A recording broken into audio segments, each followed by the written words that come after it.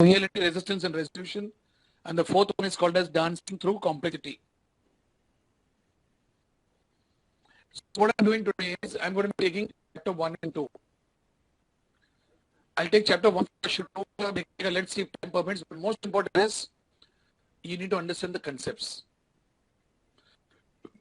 Let me start by asking you, how do you take decisions? How do people take decisions?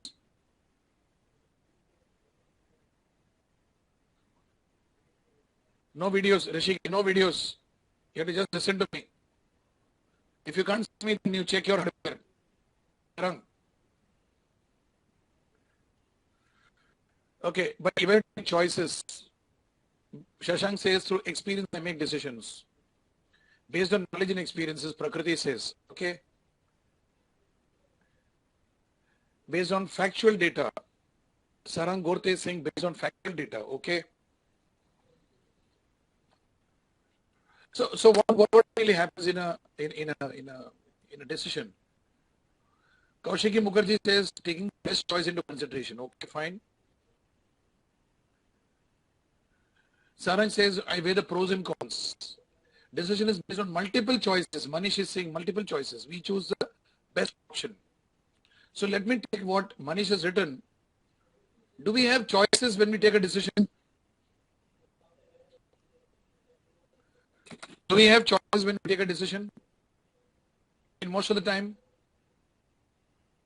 Yes. So there are a number of choices, right? A, B, C, D. Choices are there, let us say. How do we take decisions? We weigh the pros and cons. The plus of A, the minus of A. The plus of B, the minus of B. The plus of C, the minus of C. The plus of D, the minus of D. And then what we do is, we do some analysis, we discuss with people, so many things we do. And finally we take a decision C. Now when I take a decision C, what do I do? I eliminate A, B and D. When I take a decision C, I eliminate A, B and D. So most of the decision making in life takes place by the process of elimination between choices or alternatives. Not SWOT analysis. Sarang, don't jump into this. Is not SWOT analysis. You have learned SWOT analysis, principles of management, wo kuch alag hai, ye alag hai. Please don't jump into that. Okay. So do we take decisions based on elimination of alternatives? Yes or no? Practically everybody takes a decision based on yes or no. There are times when you're forced to take a decision, then you simply take a decision. Right? Now we are used to taking decisions by what is called as an either or approach. As I'm talking to you, please write down notes. We are used to taking decisions by the either or approach. Either or approach. Either this or that. Or something else. When we take an either or approach, what are the plus points? What are the advantages of taking either or approach?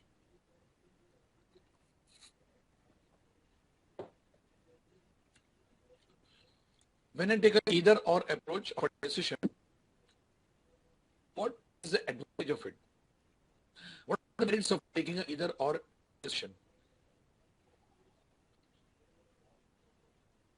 As per your choice, we include some options and exclude some, yes. What else? Advantages.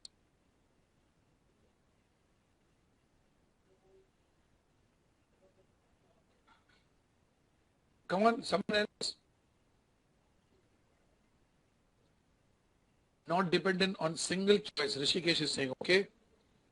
Mohini Bowser is saying you end up taking correct decision. Now this is something worth noting.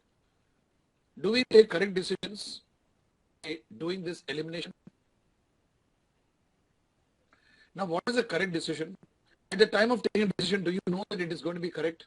It's going to be right? How many of you agree that at the time of taking a decision, we do not know whether the decision will be right or wrong, whether it will take in the proper direction or not? Do you all agree? After the decision is taken, some people will say, "Arey, तूने अच्छा decision लिया." तभी बोला, you start showing bhav. But when you take a decision, at the time of taking the decision, nobody can be sure that the decision will turn out to be sound, will serve the purpose. Nobody can do that. Correct? We say that I took a decision only after things have happened, not before, not at the time of doing it. Is part of the discussion clear to all of you, the way we take decisions? Correct? Now, when I eliminate, I tend to get the best decision. The plus side is that I tend to get the best decision under the circumstances. कुछ goal achieve करना है और वो goal achieve करने के लिए मुझे choice करना है चार alternatives. Out of 4 alternatives, I want to make a choice. So I start working towards eliminating the ones which are cumbersome to achieve the goal. I take the one which is effective. On that basis, I choose C, I don't choose A, I don't choose B, I don't choose D. That is supposed to be the advantage. At least I get a clarity that this is a better goal, a better decision than the other 3 decisions. Better in terms of resources being utilized, better in terms of time that is being utilized, better in terms of the goal that I may achieve faster. This is the reason why many people tend to take the decision by elimination. Now, what is the negative aspect of the elimination process? When I take a decision by eliminating alternatives, what is the negative side of it? Sarang Deshpande says we exclude some benefits. Benefits what? Misses out positive options of what, Girish? We might eliminate right choice. Yes, Kaushiki, you're right. It's possible. Rishikesh says chances of ignorance of right choice is also possible. We overlook A, we overlook B, we overlook D totally. There may be some in A, B and D, there may be some good things happening, which we may completely miss out. I'll give an example. In the full-time MBA course, we have a process of selection. Students apply. There are lots of applications, but we have got, say, limited seats. Let's say we're going to need 60 seats. So we go through the process of elimination. So we have a written test. I'm not talking about Wellinger, I'm talking about generally. There's a written test. You write a written test. In the written test, we are evaluating whether the person is in a position to answer with a given amount of time. Agreed? So when we are doing that, the criteria of selection after the written test is based on what? Whoever has written the correct answers in the allocated time wins the test. Yes or no? Now when we do this, how many of you students have gone through a written test and you have lost out because you couldn't handle the time? Has it happened or not? Now, while doing this, they have lost a good student like you. Is it a fact or not? Just because a bright student like you could not finish a particular written test in an allocated time, you got missed out and they have lost you. Similarly, during an interview process, when we are doing the written test, does it not happen that the best students also get eliminated? Now, okay, assuming the written test is over, we go to the GD, group discussion. In the group discussion, what happens? In the group discussion, we come across some students who can't talk in a group but who are bright students. They may do well for the company, but we eliminate them. In process of elimination, my dear friends, in any process of elimination, we tend to miss out on the good things, of the things that we've eliminated. Is there a way out? Can I do something to get the best of A, best of B, best of C, best of D, and take a decision? That is what this subject integrative management is teaching us. Integrative management is not an either or approach. It is not either or approach. It is an and approach. Make a note of it. It's an and approach. Like for example, you people listening to the virtual class now. Some students come and tell me, sir, I cannot attend the virtual class. Why? Because I'm traveling back home after office. I'm traveling back home after office. So I cannot attend the virtual class. It takes a long time for them to leave the office and reach home. By the time the VC is over. So I tell them, what is the best way out? Just a minute, just a minute, just a minute.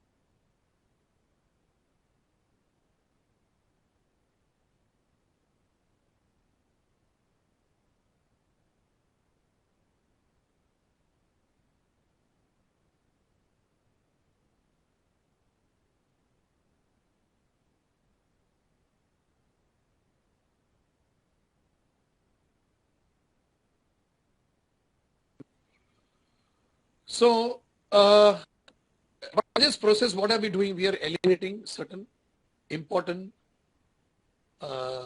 choices. You want to attend personal contact program, you're not able to come because you say, I'm working on that day. You want to attend the virtual class, but you say that, what are you doing? You're eliminating one for the other. Are you not doing that? Now, my question is, a person who's traveling from office to the home, he says he misses VC. Can he attend VC at the same time travel home? Can he do both? All he needs is a laptop. All he needs is a data card and the proper type of connection. Can he not take the virtual class? Some people did it. There was one distance learning student, housewife of mine, one of the senior batches. This student, she was working for ICICI Bank and she used to go back home and she used to tell me, sir, she used to come for PCP but not for virtual class. I said, why not? She said, sir, when I go home, I have to cook, I have to feed my child because she's waiting whole day, and then I have to sit with her and do her homework and other things. I just can't do it. I said, how about integrating? I said, do you want to attend VC? She said, yes. Do you want to cook? She said, yes. Do you want to take care of your child also? Yes, she said. I said, you can do all three together. This is not multitasking. Huh? Multitasking is not this. Multitasking is different. Let me warn you, this is not multitasking. This is so totally different. What are we doing in this? I said, can you do all the three? She said, yes. I said, what should I do? I said, you think over it. We discuss in the class. What do you think she did? She went home. She took her computer desktop and kept it in the kitchen. It was on. She was cooking, watching my lecture, interacting also on the chat box. Plus, she was taking care of her child. Now, all the three things were going on without diluting anything. In a multitasking, there's a tendency to dilute each the task. That's why I am against multitasking. Sab mein thoda ungli dal ke nothing will be complete. The whole thing will be a big mess. Today, most organizations are taking you for a ride by putting you into multiple tasks when none of the tasks get over. When no task gets over, you get stressed out. This is not about that. Integrative management is not about stressing out. It's about relaxing and doing multiple tasks, and each of them you're integrating with the other. In fact, this is something which you people are already doing, but we are giving it a name and a shape and a type of a direction. When you do integration, you get the best of both worlds. You get the best of all the worlds. In today's global working, we cannot take decisions based on elimination. We need to take decisions based on inclusion. Make a note of it. In today's global working trends, in today's global working, one cannot take decisions based on elimination. One has to take decisions based on inclusion. Say, for example, we have an Indian company having its office in India, in Bombay. This company has got branches in other parts of the country. And the other parts of the country, people work with different rhythm, different styles of working, but they are producing results. The Mumbai company has to be flexible in accepting that part of working as well as the Mumbai part of working. Let us say that in Mumbai, we start the office at say 8 o'clock in the morning or 9 o'clock in the morning and we close at say 5:30. It is possible that in another city, They start late, 9:30, 10 o'clock. They may sit late or they may even wind up by 5 o'clock. But they're producing results. Now the Mumbai company may create a policy saying that everybody in all the branches should be reaching at 8 o'clock or 9 o'clock. The Mumbai company head office will say that every office in every part of the country should be reporting at 9 o'clock. Now by doing this, they are not wrong. By doing this, they are disturbing the pace of that particular place from where it is being implemented. I don't know how many of you are aware, Tata Motors has taken over JLR. You're aware of that, no? JLR. Jaguar is being made by Tata Motors. Right? Where is the factory? It is in UK. Indian managers have got the habit of sitting late. We love to sit late because that's the Indian culture. Now, since the company was taken over, Indian managers who went and worked in UK, they were expecting that those managers, British managers, have to sit late. That's not the culture in Britain. They said get lost, and there was a big, huge issue. The labor laws in Britain do not allow this thing to happen. The Europeans and the Americans on Friday evening, they disappear from home. Saturday, Sunday, they are totally to themselves, no work, no nothing. We do just the opposite. We don't work during weekdays. Saturday, Sunday, overtime ko naam pe paisa kamaega, kaam bhi nahi karenge hum log. And we will not take care of anything properly. Those people are very clear cut. So when you went there, we had a cultural issue. If you apply the rules of India there and you say that you sit late, they'll kick you. Now this is an example about how they have to integrate. There is nothing doing in that particular land. You have to do the way it is being done there. And fortunately, that country does not allow all this nonsense which is happening in India. Here you people are sitting 6 o'clock, 7 o'clock, 8 o'clock, 9 o'clock, 10 o'clock. Sometimes you don't go home also. That's become like a rule rather than an exception. Now, I'm giving you this example because this example tells you that the same one single approach does not work for all the parts of the globe. There are many decisions today in global locations, in global business, wherein you need to take decisions which are inclusive, which are integrative, not which are separate, which are only having one single policy. Take IT companies. They're having multiple locations around the world. Can they have one single HR policy for them? One single HR policy? Not possible. They will have to have an HR policy which is suiting the country where they're operating, based on their laws, their way of working, etc. Right? It's so important. Now, have you understood this part of it, friends? There's a crying need for future managers and leaders to take decisions based on inclusiveness, which means they must consider all characters, all factors together. They cannot say isko eliminate karo. Elimination is kept minimum, inclusion is kept maximum. Make a note of it. Elimination is kept minimum and inclusion is kept maximum. We try and include many things.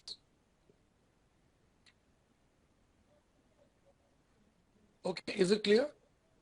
Now this particular book, I did a book review some years back, 6-7 years back, on a book which is called as a Opposable Mind. Make a note of it, Opposable Mind. I was really taken up by the book. I said, this book is awesome. It's talking about new age decision making. I made a book review. I made a video shoot on that. And I used to do a workshop for us corporates. Then when I spoke about this, Roger Martin, that's at Prakriti, it's Roger Martin. When I did this workshop, I was talking to our distance learning hybrid people. I told them how about introducing the subject for the Wellington hybrid course. We had a few discussions and finally I was given the task of writing the book. And I had to make the book based on Opposable Mind, that original book written by Roger Martin. That book had to be made into a textbook for easy understanding of students. That is what is the outcome. The textbook is in front of you. If you notice, I've written the book in bullet point forms. Have you noticed? You go through any pages, it is written in bullet point form. It is very easy for students to understand this complex way of taking decisions. I believe that all textbooks should be written in bullet point form only. Because when you read this book in bullet point, all my students, all your seniors who have gone through this particular subject have scored at least 47, 48 out of 50. Because the concepts are very clear. I have written the book. I run the virtual class. I run the PCP, and the questions are also set by me for your exams. So what happens? There's a congruence, and your students are able to see this. This is not the case in other subjects. Book is written by X, teaching is done by Y on the virtual class. He may take the PCP also, and the questions are coming from somewhere else. There's a lot of disconnect. Now, I took up this task, and this particular subject is going on extremely well ever since we launched it about 2 years back. And this has become a way of life for all the students who are studying management, learning how to be integrative in their approach. Today, you go and talk to any seniors, 1 semester above, 2 semesters above, 3 semesters above, they are all integrating whatever they are learning and they're putting it into practice. So this subject is more of a behavioral change than just a subject for the purpose of exams. I did a training program in Wellinger on integrative management some 2 months back. Similarly, there's another subject called innovative management which I'm taking for you. I'm doing this workshop on 9th of August. Please enroll for that.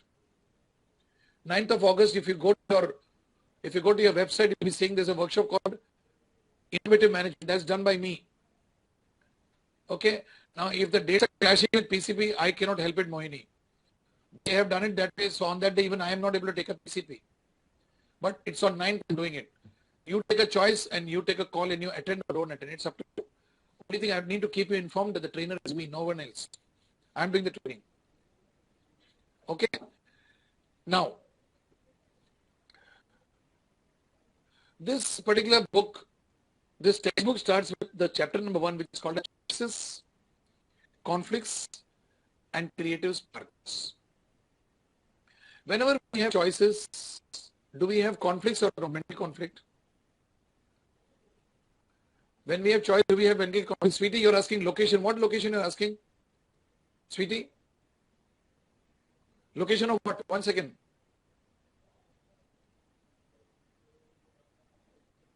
What location? Don't say yup. It's not a seminar, it's a workshop. The location obviously has to be in Wellinger. It's a Wellinger work. I'm doing it for Wellinger. It's going to be Wellinger. Please go and see in your site now. Everything is there. You guys don't watch it about. Now, whenever we have choices, there's bound to be a mental conflict. Pranav Dalvi is asking Matunga. Pranav Dalvi, where is Wellinger located? Very interesting. I'm finding new students today. Pranav Dalvi, have you come for the earlier virtual class? Hello? What was that, Abhi? Oh, how did you get enrolled for the program PCP for this hybrid course? Pranav?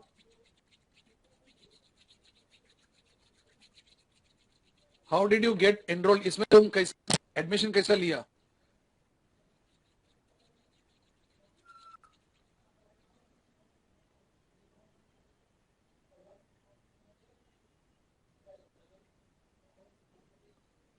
What you said? I thought of PCP. What are you asking? I don't get you. What is the Matunga stuff? You're asking Matunga question mark. You mean to say the training program is going to be held somewhere else? Which means you haven't come to Wellinger at all. I think so. Have you come to Wellinger College now? Yes or no? No. So you do not know where is Wellinger, correct?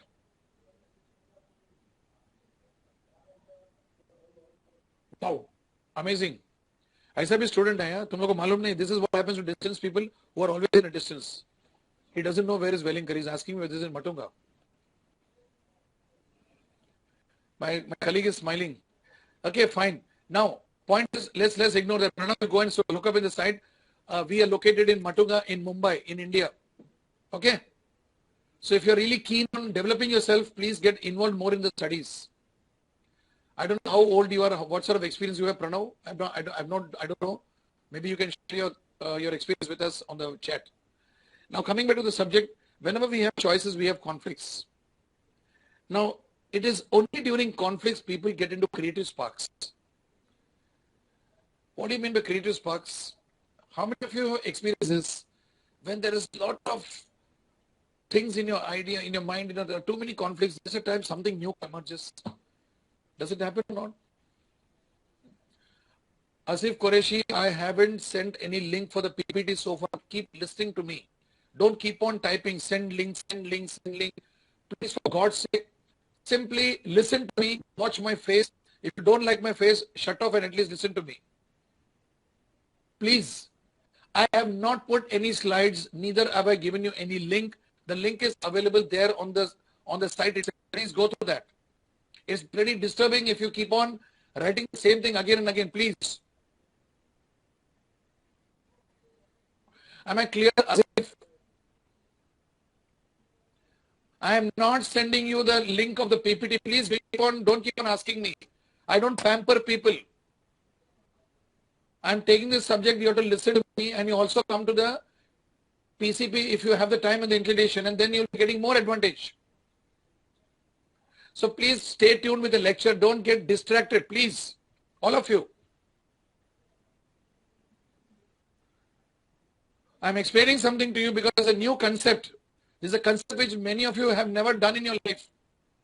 I'm teaching you something new. It's like a training program. So please stay tuned to whatever I'm telling you. Don't get distracted. Movie बाद में देखेंगे. PPT बाद में देखो. Everything but first listen to me. I don't want any distraction. Please have दया करो मेरे पे. Now, when we have choices, we have conflicts in the mind. It is also seen that during the conflicts, when the choices are too many, during the conflicts in your mind, some creative sparks start coming up. It means what? Something new usually emerges whenever there are too many choices. But you know what people do? They ignore it. They suppress it. They say, nahi, rehne do, hum yahi karenge. Because people are too impatient. People don't want confusion. How many of you like confusion? Nobody likes confusion, isn't it? But my dear friends, it is through confusion. It is through confusion that many things happen. Confusion is not bad. Confusion means there are too many things in your mind. Confusion means there are too many things in your mind. It means that you are thinking. It means that you want to get somewhere. Okay. So remember one thing. If you did not have any confusion, something is wrong with you. Pranav Dalvi is saying, I can't relate with related. What do you mean by can't relate it, Pranav? Pranav, can you give me some answers? Can you come online channel? Do you have a camera with you, Pranav? Please be interactive. Please talk to me. Give me answers as I'm asking questions. Pranav, how many years experience do you have? How many years experience you have? Let me know at what age group you belong.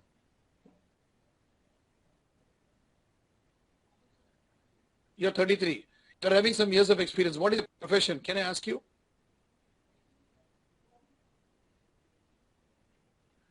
And what are you not relating with my subject? What are you not relating with my subject? You're an IT consultant. Okay, very good. What are you not relating with me? Because I want to address you. Most of the students are understanding, but you're not understanding apparently. What is it that you're not relating? Why don't you install a cam? You're an IT person. Put a cam on your desktop and come online channel. Mein aa jao. Pranav, tell me, what is it you're not understanding? Come on, let me get it from you. I want to empower you. I think this is your first virtual class lecture. Am I right, Pranav? No, you've come before. Have you come for the PCP? Have you met me? No, you haven't come for PCP. Please come for the PCP. Now don't say, I'm busy on Sundays. I'm handling some IT process. Ye mat bolo. Please come. Now you're asking a question. You have not understood, can't relate, you said. When you have more options, how come you can become creative? Pranav, you tell me, you're in the IT industry. This is being done in IT very often. You tell me that can you be creative in spite of having more options? I want you to understand your own thinking. Has it happened sometime with you? What are you doing? You're a technical side or you're on the marketing side? Are you a project manager, project director? Which company? Techno-functional. Which company, if I'm curious? Tech Mahindra. Okay, very good. Now, Tech Mahindra, you're working as a techno-functional person. And you say that when you have more options, you can't be creative. Can you tell me why you can't be creative? Let me understand your mind.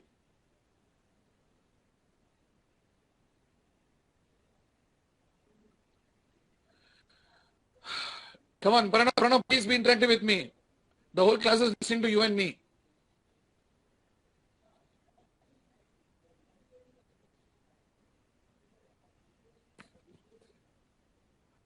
Could you tell me what is not creative about being, see, I'm asking you a question. I've asked you the question second time, third time. When you say there are more options, you can't be creative is what you're saying. My question is, what makes you say you can't be creative?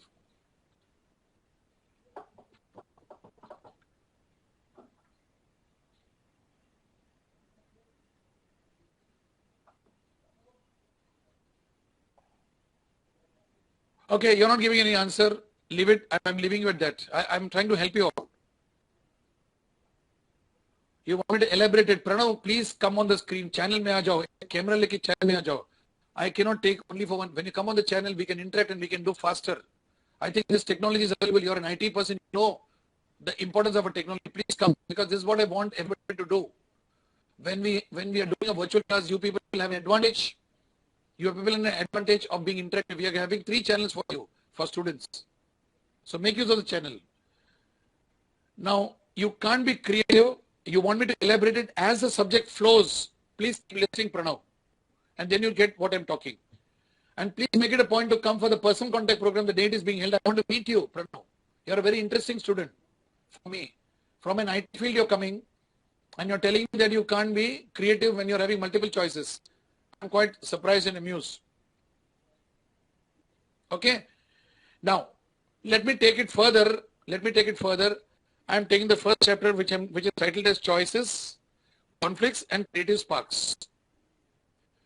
So, we are starting off by saying that when there are too many choices, what do? We get so muddled. We take one choice and we just eliminate the others. When you eliminate other choices, what happens to you? What happens to you when you eliminate other choices, friends?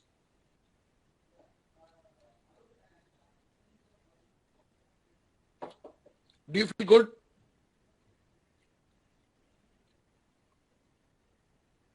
Do you feel good? Not always. We sacrifice of the best. Okay, students are writing something. We don't feel so good about it. We want to have that and this also, but it's not possible. And people keep telling you, you cannot have the cake and eat it too. Confusion reduces, Girish. Yes. We feel more near to the answer. Harish is saying, I feel more near to the answer. I think many of you are not getting the point. My question is, now wait, just a minute. Only few students are understanding what I'm talking. Bela Kothari, you're saying brings clarity and direction after you take a decision, correct? Let me address you, Bela Kothari. Are you willing to interact with me? Do you have a cam, Bela? Do you want to come online? Okay, she's not answering. Let's say that you would like to, you're having 3 offers. You have 3 offers. Offer A, offer B, and offer C. Offer means 3 नौकरी का तेरे को 3 मौका है. Let me explain Hindi. नौकरी के लिए आपको 3 नौकरी आपको सामने मिल रहा है. 3, 1 नहीं 2 नहीं 3 मिल रहा है. राइट? तीनों नौकरी इक्वली अट्रैक्टिव है. तीनों में अच्छे अच्छे खूबियां हैं. Okay? Now you have to choose between A, B or C. Let us say you choose A. My question to all of you is, after taking A, Kotari Bela is saying it brings clarity and direction. Some students are writing, my both clear ho jayega, I'll feel near to the answer. Harish Gupta is writing. After taking the decision A, will you go through some other thoughts? My question is that, what thoughts will you go through, Lakshmi?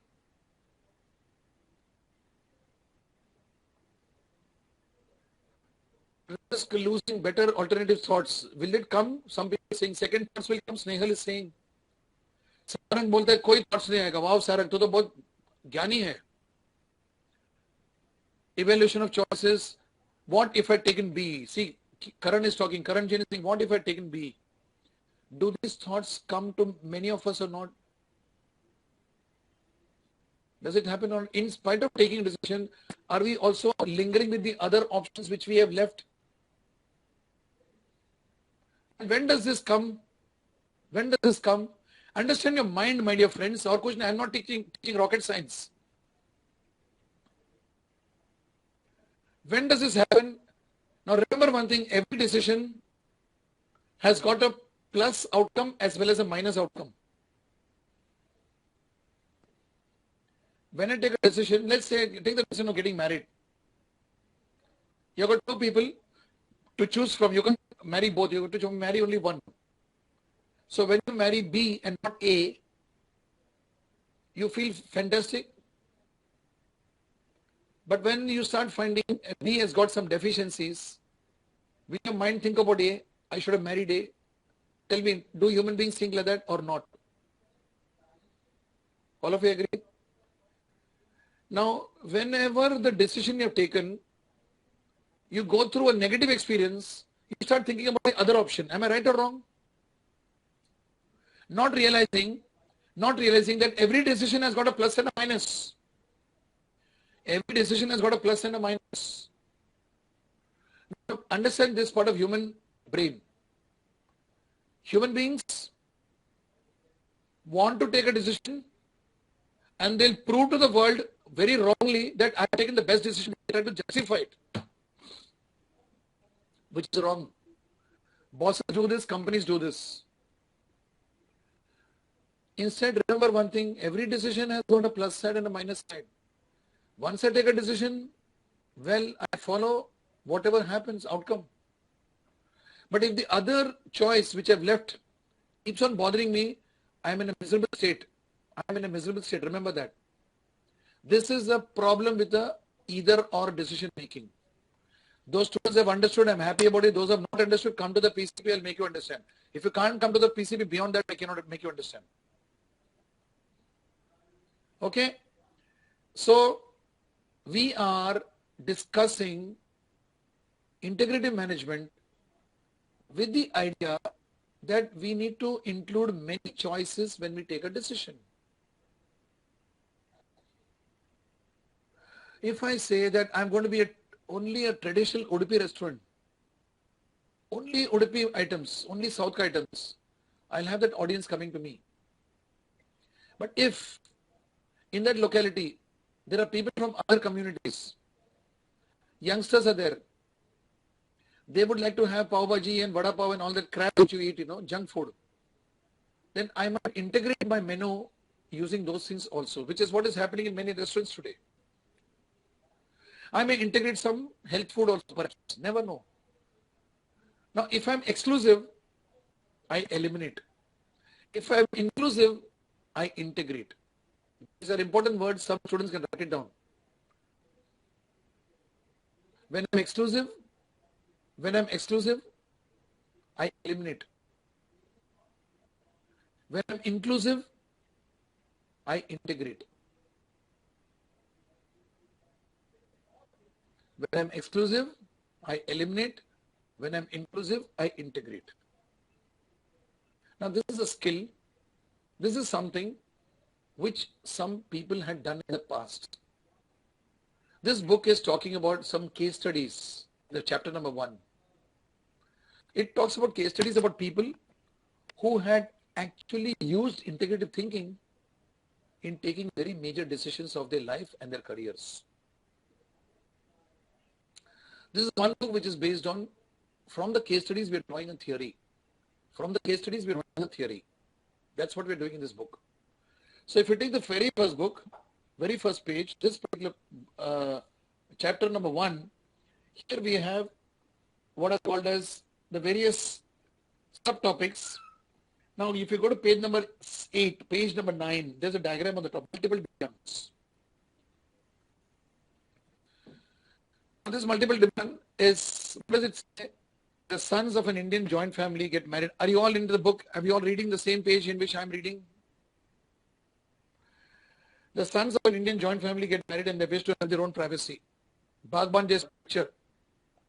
Now, Bagban did not have happened. Bagban was an exclusivity. Each son wanted to be separate. Now, if there are these sons, all of them, they want to be in the joint family. They want to have a solution for their privacy. They want their parents also. Now, all these things have to happen. Now, what do? What do you think a person should do if you are one of these sons who wants privacy because your wife is, wanting privacy? At the same time, you want your parents. What will you do?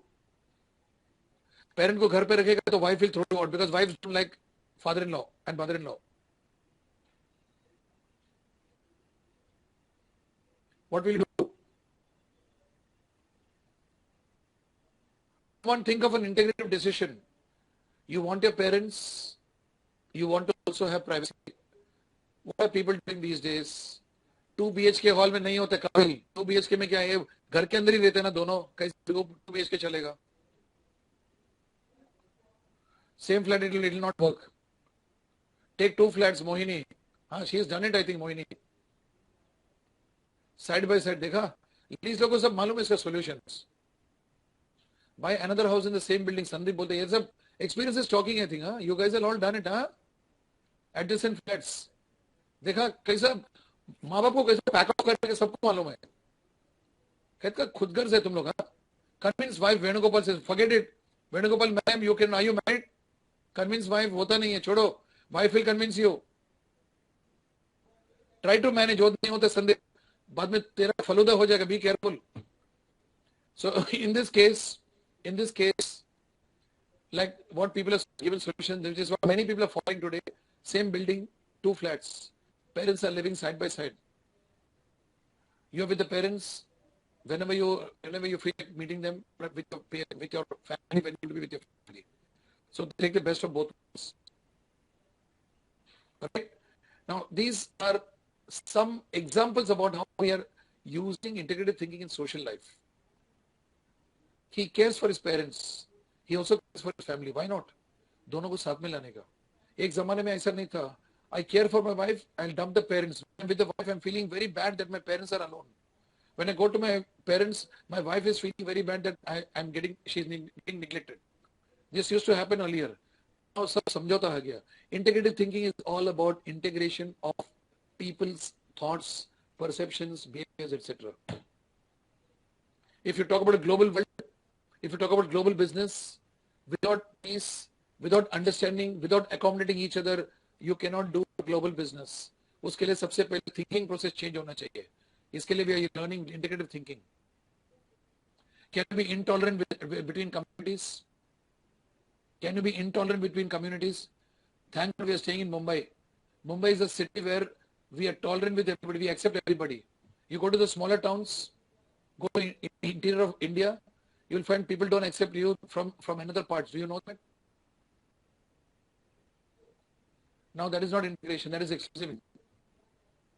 Are you all getting the picture?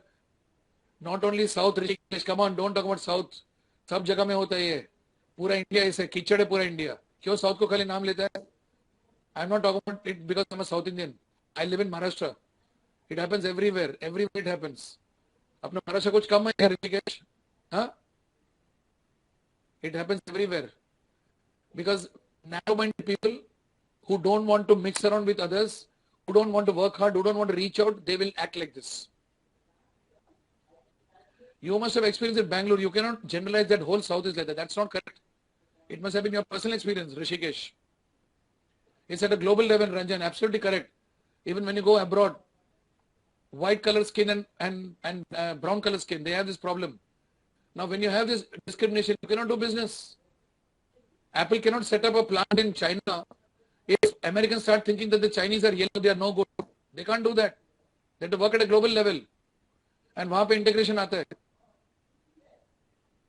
You getting the picture, Rishikesh? See, please open up. Don't start getting into all this, alignment saying that ये बरोबर नहीं. I'm talking about the whole of India, whole of the world. There are a majority of people who don't tolerate each other. Do you know that? Now, very, very few cities in India, only Mumbai, to my mind, here we accept everybody. We really are not, that's why we're more global. I'll eat your food, you'll eat my food. We don't have much of, prejudices against each other.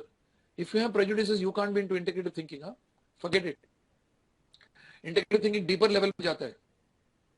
It goes in a deeper level. Please understand. So, this particular example is giving an illustration about how we are actually integrating in some scenarios around us. Now, let me go to page number 10 and we start the very first case. The very first case, it's about a company called AIC. In your notebook, you can write down a new page and write down case number 1. Name of the person whom we are discussing is a gentleman by name Lee Chin. The name is there in the book. Lee Chin. Lee Chin. And the company we are talking about is a Canadian mutual fund company, which goes by the name of AIC. AIC. Okay. This is page number 10.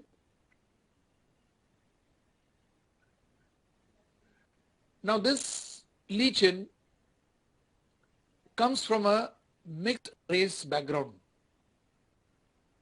Jamaican and Chinese mix. Jamaica is in the ocean. Jamaica, Barbados, this West Indies, one of the islands is Jamaica.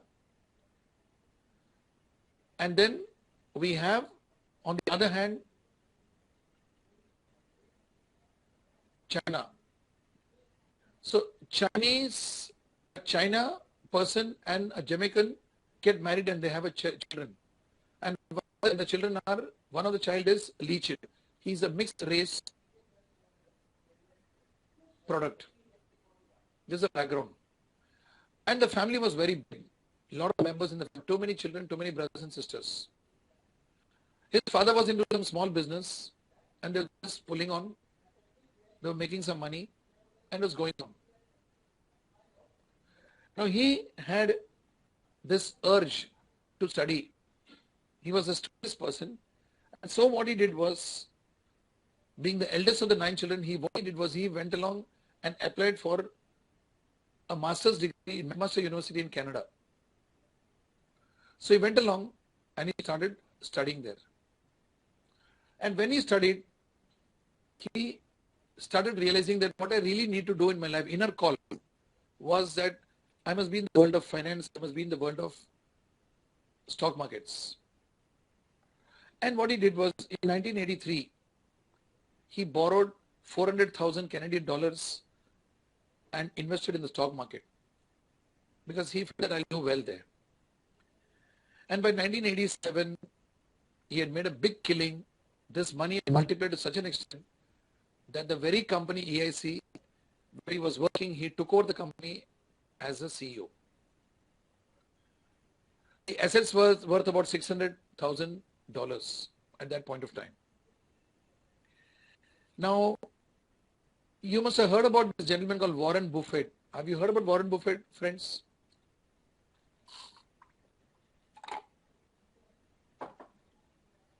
Who was he? Who was Warren Buffett? Great investor. Warren Buffett is supposed to be one of the best investors in the world. Whatever he invests turns into good valuation. He's a person who believes that whenever you put your money in the stock market, stay invested. Stay invested. Matlab, पैसा डाल के सवेरे डाल के शाम को मत निकाल. Don't be a day trader, a guru in investments. So put money and then stay invested. You need patience and you need to understand the market very well. Your money multiplies according to Warren Buffett when the money stays for on an average 10 years period. If you put 1 rupee today, 100 rupees today in the market, after 10 years, if you look at it, it would have become more than double. Now he believed in the stay invested approach. He also believes that put your money in less number of shares, not too many shares. Don't buy Tata Steel and Infosys and Reliance, all the shares some people buy. So don't do the take of select few. Usme kya karo? Keep on buying and keeping it for 10 years. This was his strategy. And Lee Chin took him as his inspiration and he followed the same strategy. He took him as his guru and he followed the same strategy. So by 1999, AIC owned assets worth about $6 billion. Pretty good. Now what happened in 1999? The IT revolution took place. IT companies came up, they sprung up, and they started drawing all the investors towards IT. At one point of time before 1999, people put their money in engineering company shares, in finance company shares, in every other company. IT was not there. It was non-existent. When IT companies came, they became the engine of economy. They started driving the economy and IT was growing at a very rapid pace. So IT companies were making profits faster and faster and the share prices of IT companies in the market went on zooming up. So what would people do? They would pull out the money from engineering shares which were not doing so well into IT and make money. This is what many people were doing. Now a mutual fund is nothing but when you cannot buy a share, when you don't want to buy a share, you don't want to take a risk, then a mutual fund will take the money from you and they will invest in the shares and they will run the whole thing very safely for you. Obviously, they are buying the shares on your behalf. So when they buy shares on your behalf, they will buy the shares which are giving you profits. Now, when the market is moving towards IT companies, what would people do? They will remove the money from non-IT companies and put it into IT companies. So when they found that AIC was actually having a lot of investment in non-IT companies, engineering, finance, etc., and they were following Warren Buffett's stay invested policy, the investors got nervous. Because investors are very funny. They want to put money today and remove it tomorrow. So they got panicky. This is what is called as group thinking, herd mentality, HERD. So what they did was they pulled out the money from the mutual fund of AIC. When you pull out the money from the mutual fund, there is a particular term called AUM. Some of you must be knowing it, asset under management.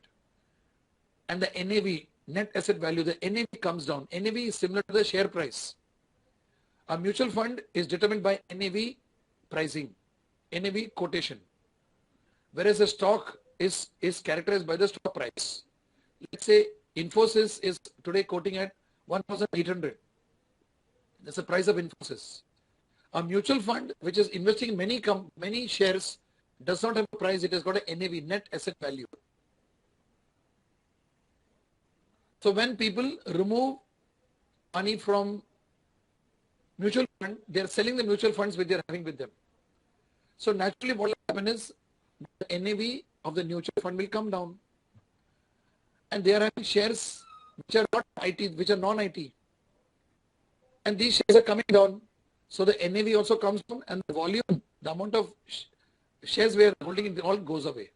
This was a problem with AIC. Gradually what happened, AIC started eroding. And when AIC started eroding, everybody started raising a big hue and cry saying that get out of this particular company, get out of the mutual fund, put it into IT. Newspapers wrote nasty articles. And when Lee Chin read it, he was very upset. He said, nothing doing. I shall see that AIC comes back on the track. Not only come back on the track, but we'll do very well. At that point of time was the starting point of his integrative thinking. There was a crisis. The company was almost on the verge of closing down.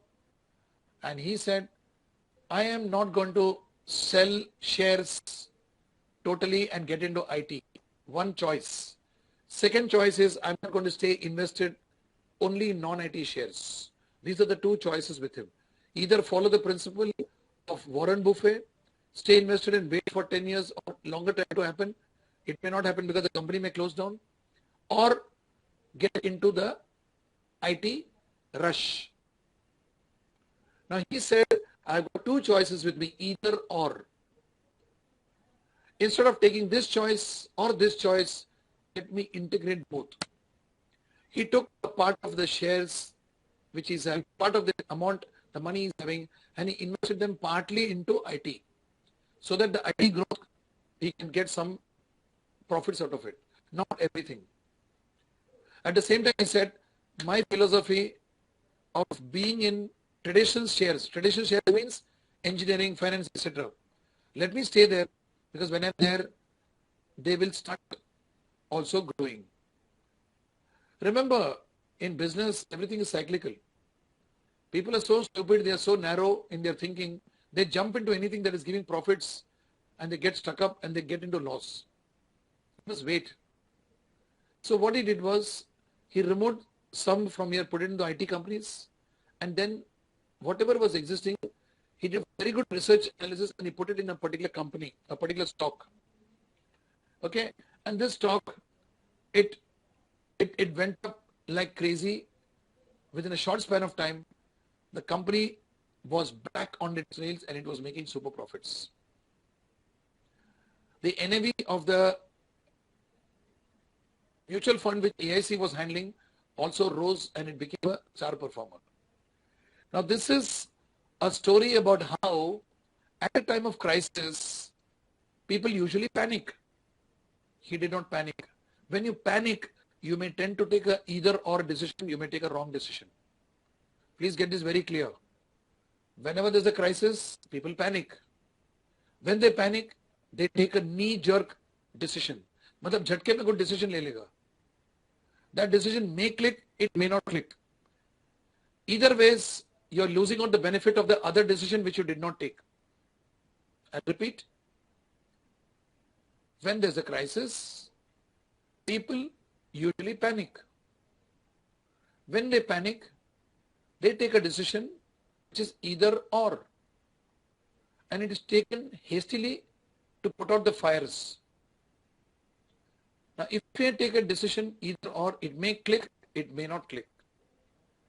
Even if it doesn't click, whether it clicks or not clicks, I'm still lost out on the other decision which I did not take. All this happens because I'm in a panic. Integrative thinking tells you to stay cool. When the going gets tough, the tough gets going.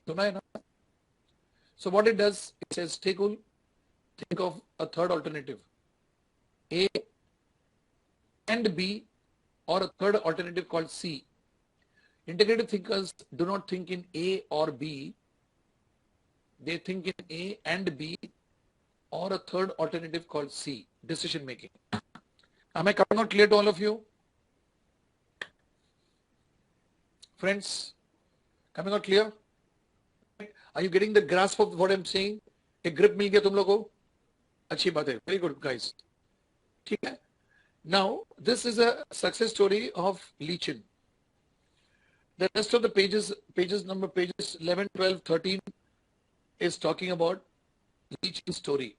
If you go to page number 13, up there's a block which shows you Lee-Chin had two choices. He could sell shares to cover redemption and diversify into technology, or he could stick to his strategy of buy and hold, which I just spoke about. He chose to integrate both of them, and he did both. That's what it shows there. So this is the first case study, Lee-Chin, in one page I've written it, right?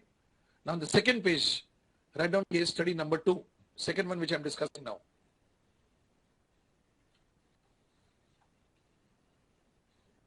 The case study number 2, you go to page number 19. I'll come back to the other pages later. We'll go to page number 19. It is given as case 1, it should be case 2. Printing error. Have you all got it? Page number 19. Case 2, all the comforts of home. Have you all got it? Now, there's a gentleman called Isadore Sharp. Isadore Sharp.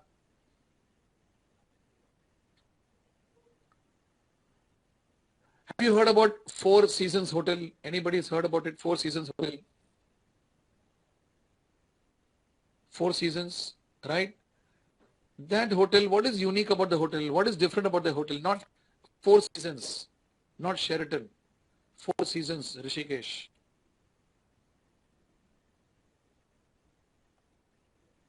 Four Seasons. How many of you have heard about it? What is unique about this hotel? Has anybody stayed in Four Seasons? Not interior, come on, super guys, और कुछ भी है. Nobody has stayed in Four Seasons? Okay, fine. Let me explain this.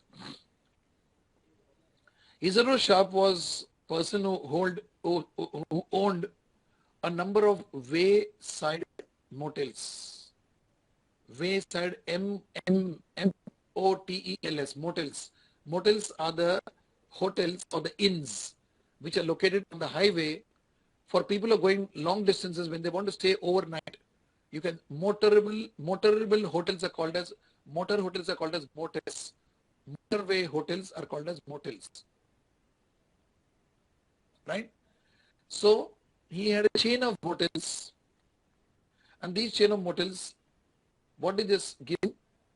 One night you can go and stay there. You'll get the comfort of a home, the basic amenities that you require: a clean bed, a clean washroom, a breakfast in the morning, and then you can drive back, you can go to the other city, you can keep going. The basic minimum. The warmth of a home was available, and that too at a very affordable price.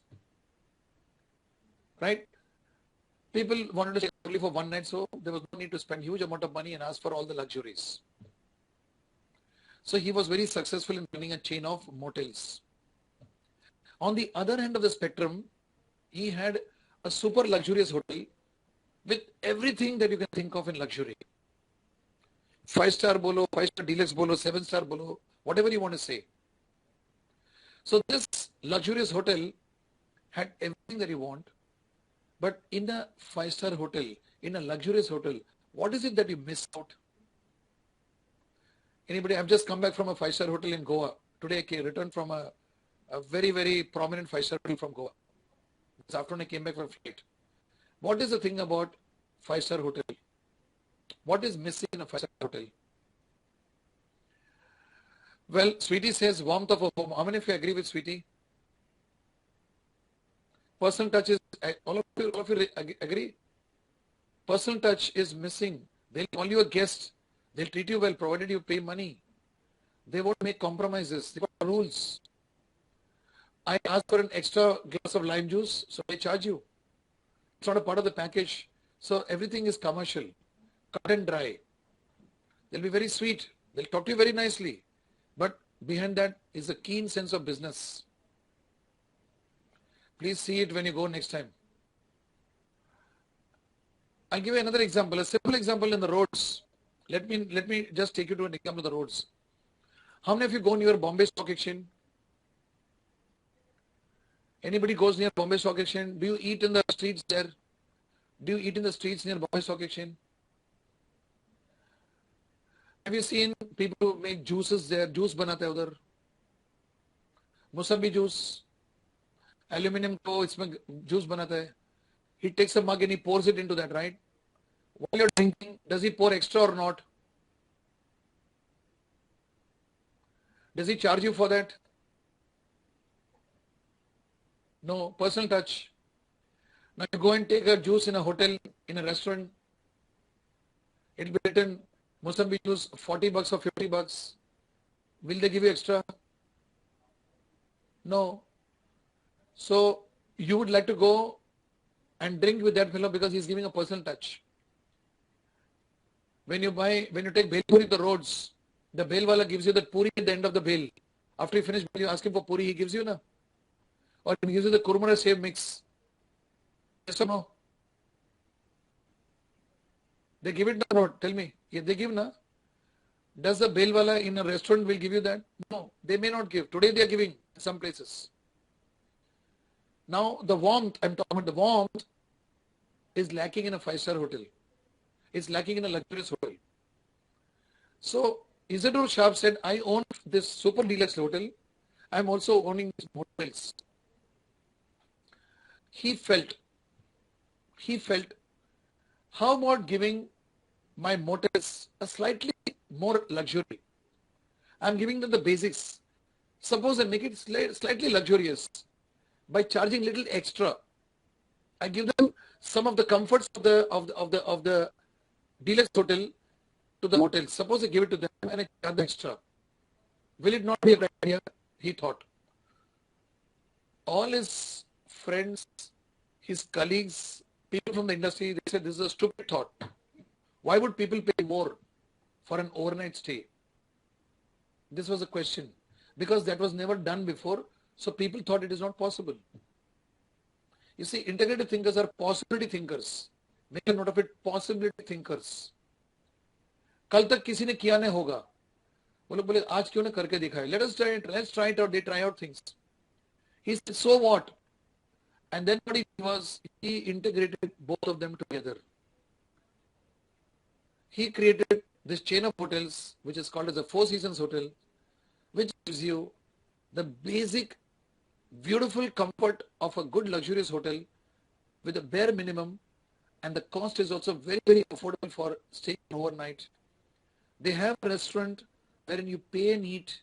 They have a small pantry in the room where you are, wherein they are kept, sachets of tea, coffee, sugar, etc. You can make. There's a steam kettle.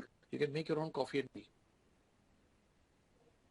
Now this concept became popular when Four Seasons started. People said it is not possible, this business will not thrive, but it started thriving. Today when companies are going through economic crisis, maximum booking is done not in 5-star hotels, but in hotels like this, Four Seasons. There's a chain of hotels called Ibis. Have you heard about Ibis? IBIS. Have you seen those hotels? There's one near the airport. There's a hotel called Citrus. Have you heard about Citrus?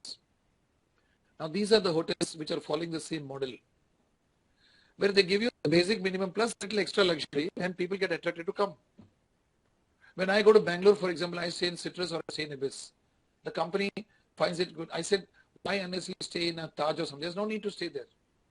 Just for 2 nights. And then it's got all the luxury and you get the warmth of home. Ghar jaisa hai. There's a personal touch. They make adjustments here and there. That's very important when you're dealing with a relationship. And this concept is not given in books. It is not given in the book of accounts. It's a profit or a loss. It's a goodwill. And this goodwill is what a person like Isidore Sharp tapped upon. Ginger Hotel. Yes, Sarang. Right? Now this integration he brought about and the successful Four Seasons Hotel came into existence. In Four Seasons Hotel, there is no customer service department. Every member of the Four Seasons family is a customer service person. From the lift operator, from the bellhop, from the person who takes care of your room, the kitchen, everybody is a customer service person. Another important thing about Four Seasons Hotel is none of the hotels belong to Four Seasons company. They are all rented. Because he believed that I don't want to waste my time and energy on estate issues. Do you understand what is estate issue? Suppose I'm in the business of hotel and I actually own the hotel premises. I have issues. I have to tell you so many things, with the municipality, with so many things, water department, all that. Now that takes a lot of competencies. My competencies is what? Hospitality business. Remember this thing in life, huh? आपका जो competency उसी के stick करो, सब में हाथ मत डालो.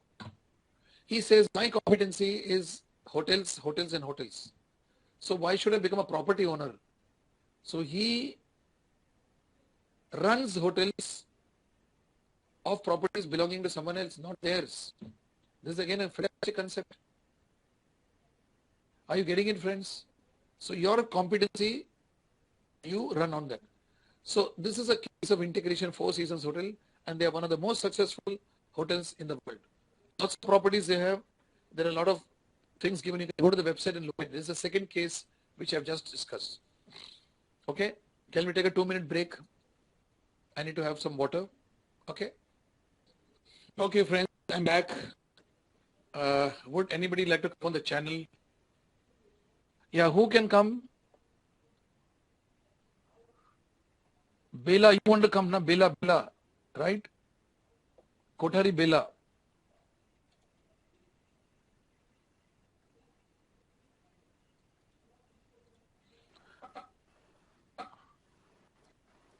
Yeah, Kothari Bela, good Hello. afternoon, good evening. Can you see me? Good evening. Yes, please. Good evening. Please introduce yourself. I think the class would like to have you come for the personal contact program, madam? I haven't yet actually. So come I would over. It'll like be a to. pleasure to have you there. Come over. Yes, I intend to attend the PCPs Okay. now in this second So semester. would you like to share your experiences? Would you like to introduce yourself? Just give a small brief thing because all the whole class is watching you and listening to you. Great. And there It's are nice to over be in about a 67 class. students. Oh, Sorry? fantastic.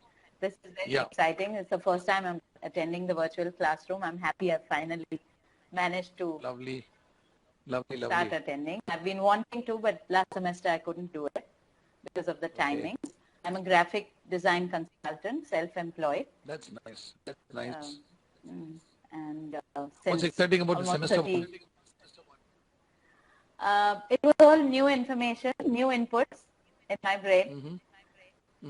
I'm being a designer and having practiced as an artist and designer all my life. I've not thought about management and management principles, etc. So it's all very new and extremely useful to me. Actually, And Bela, everybody hopefully manages. it'll change my approach to managing design work henceforth. I mean, that's what I'm Our hoping. suggestion, my suggestion to you is stay tuned and have Yes. maximum interaction with us. In the Yes, virtual I class and think I also should in the be doing that. PCB, personal contact program, we hold once in 3 months, make it a point to come and attend those because there's a lot of learning that you go through. You meet a lot of people there. You discover yourself, you I discover others also. It's awesome to say the least. absolutely. In 3 days, you make a huge family and huge connections you make. Trust me when I say this. That's how we drive the whole course, I do believe right? you. I have to make the effort to do it this semester. So Yes, coming to the thank topic, you. there are some thoughts, we are putting on the channel because we want you to just sort of discuss, whatever I've spoken so far about integrative management, does it Right. reflect with some parts of your life, some parts of your work, some parts of maybe your social front? Have you been using integration Absolutely. sometime, not called it integration? So would you like to share it with the class? Could you think of something? Yes, we do use integrative or elimination approach all the time in various Okay. spheres of our activities. I can definitely relate to that. The basic, let's say example being how do I approach my work in, how do I approach my business? Yeah. Should I remain a self-employed consultant or should I become a retainer? Because as a self-employed consultant, I may have very not regular assignments coming to me. Correct. Every time I finish an assignment, I have to look for the next one. And while I'm doing the assignment, I don't have time to solicit other projects. True. So there are always gaps. Now, this is one problem in being a self-employed professional design consultant. Whereas if I have, those are the two options, like should I look for retainerships where the work keeps coming and, so versus doing assignment one at a time. Right. Very So correct. that is one conflicting approach I have, So, and I have to decide whether to do one or the other or do both. yeah. So now, That would Bill, I be one. assure you one thing, with the type of experience you seem to be having, I'm sure as the lectures flow, as you start understanding integrative management thinking, Yes. you will be able to get the best of both worlds. I promise you. You'll be holding a Definitely retainership. hoping No, for that. I'm doing it in my own life. I'm doing it in my own life. My background is also such where I'm integrating three professions together, not one, three. Right. One of them is teaching, Right. second is training, and in the investment market also. Now, you want to make money, Yeah. the market makes money for me. I teach, I get the satisfaction of teaching. I'm in the training program because training is my passion, and that also teaches me a lot of money and it gives me satisfaction. So who said you can't do all the three? You can retain yourself in a company which will allow you to also do your consulting independently. So you may look for a company where you can tell them, look, I'm willing to retain.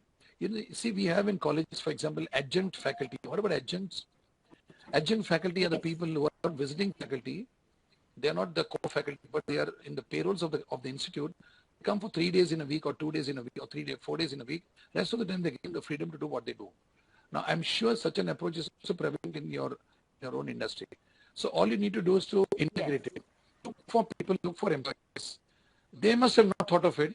You can put a proposal to them saying that, look, this is me, this is what I can do, but I want independence of doing what I want to do separately as assignments as well. When you communicate this with a lot of intention and firmness, it'll open up a lot of things and you'll integrate both of them. I'm sure it'll happen. The dilemma will be Thank you. lost. You see, one beauty about integration, Bella, you and all the other students who are listening to me, is that you actually, it gives you a lot of joy. It makes you handle so many things at the same time, yet you don't get stressed out. You're very relaxed. You enjoy your life. That's what is integration. Instead of That is right. getting locked up in the horns of dilemma, ye karo ki wo karo, aap dono kar sakte. Both you can do. It's really a matter of it's a matter of fine tuning, a little bit of understanding people, and then communicating your intention, and things would happen. That's how. Thank you. This is a suggestion I can give you, Bella. Thank you. Check it out. After practicing, yes, I'm really hoping to be able to integrate different ways of working as a graphic design professional, as a communication Obviously. professional. Fabulous. Also a small venture of mine after having practiced on my own for a number of years, over 25 years, and also having been involved in design education. For a few years, I've taught graphic design as well.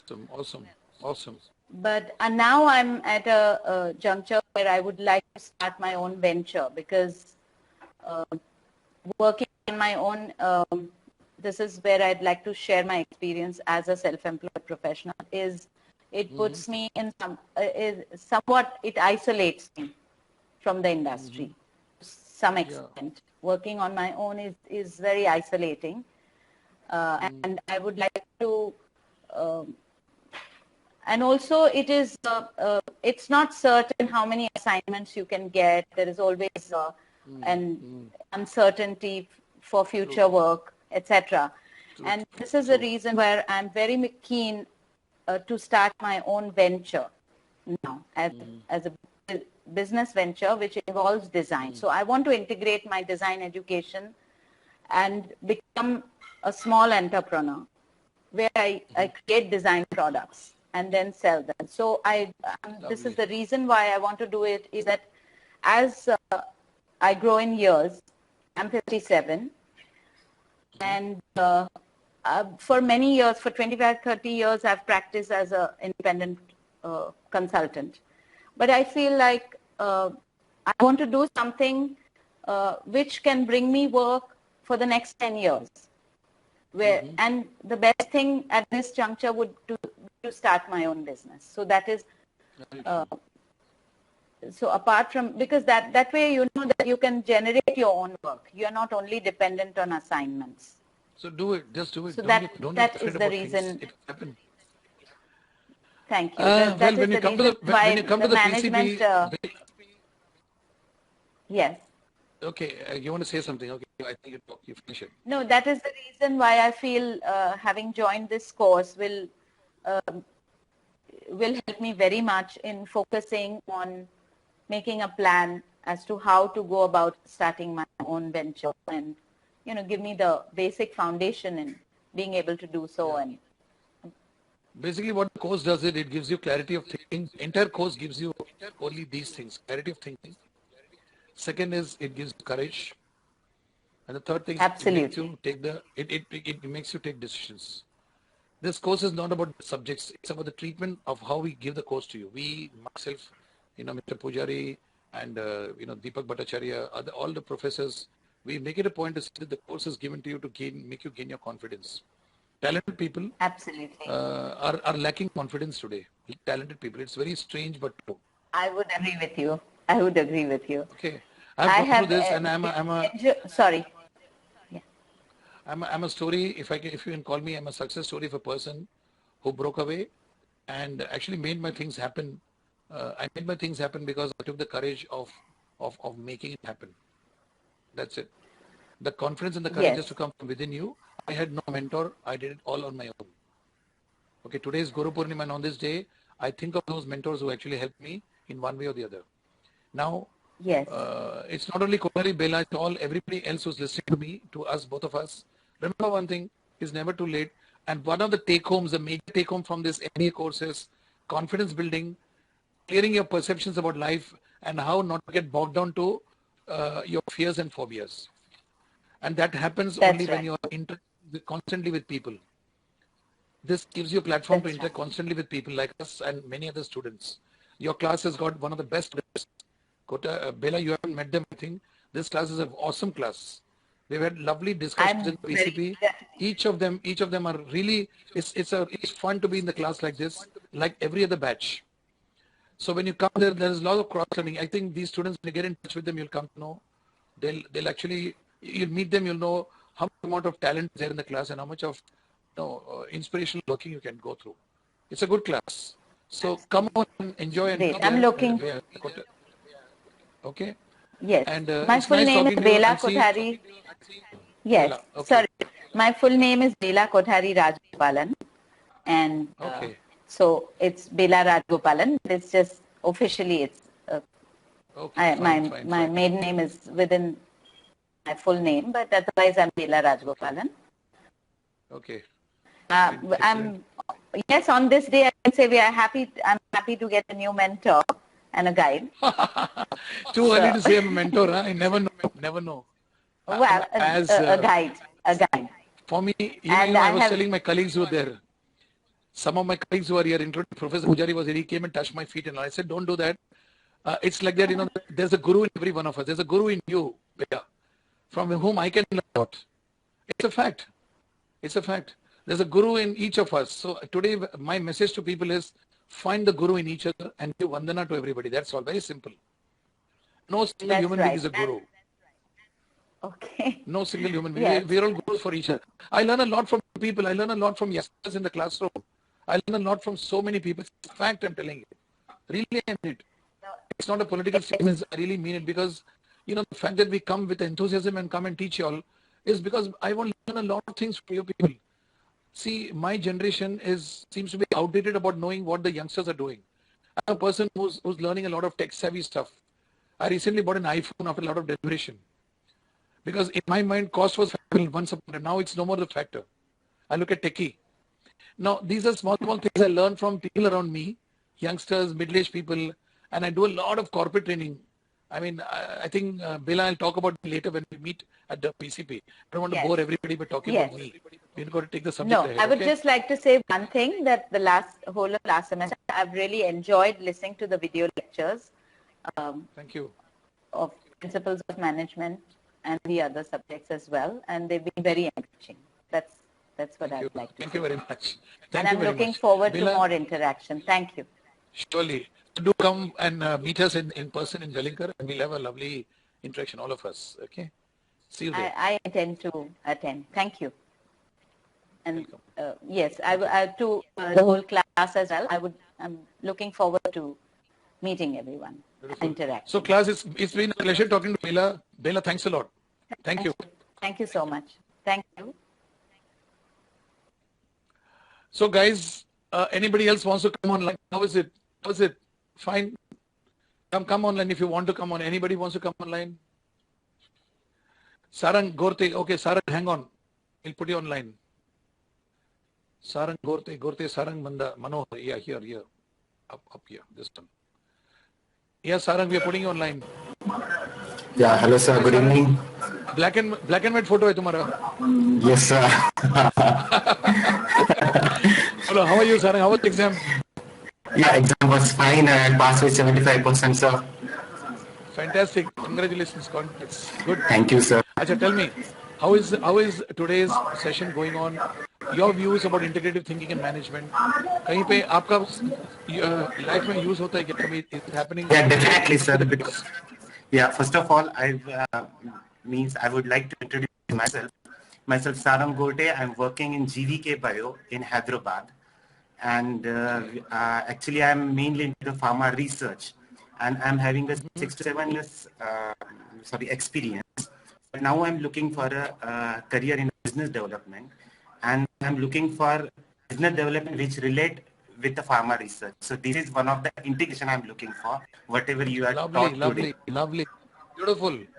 Beautiful, Sarang. I appreciate that. Really good.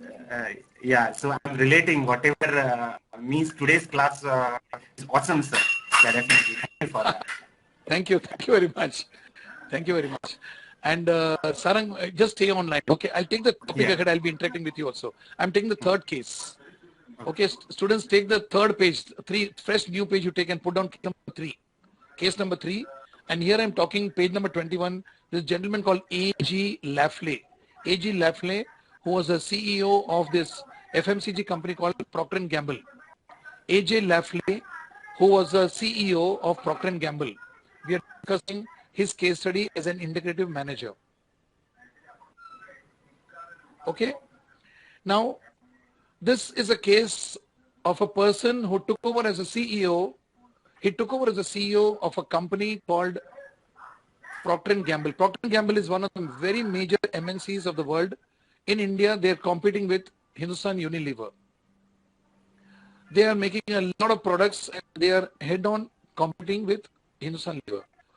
P&G was a company that had some issues with the CEO way back in 2000. Way back in 2000, when they had some issues, that CEO has to be sacked. He was removed from the position abruptly because the company was not doing well. And then suddenly A.J. Lafley was brought in to become the CEO, Chief Executive Officer. Now, whenever a CEO is introduced in a company, he has to go through some induction program.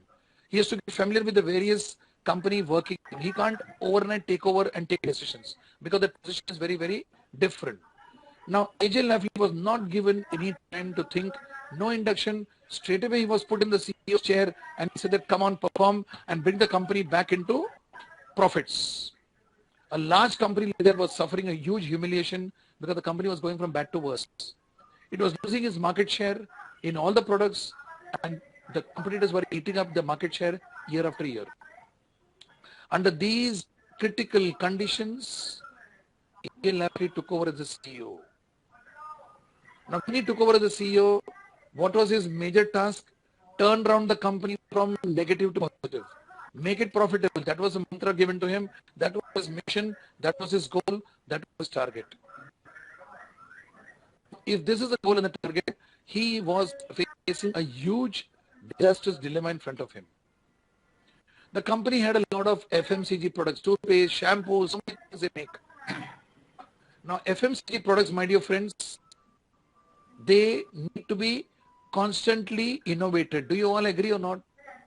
A toothpaste, you and me as consumers, Sarang, you and me as consumers, when we get bored by buying the same toothpaste, we want something more. Dil mange more. Yes. So consumer items are such that people get bored very fast. Those of you taking marketing as a specialization, you'll be learning a subject called consumer behavior, which I teach. There we talk about consumer fatigue.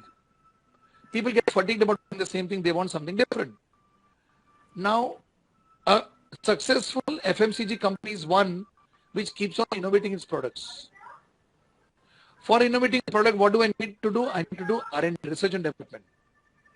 R&D costs time and money. And the company, P&G, did not have the time. They did not have the money. They were going down.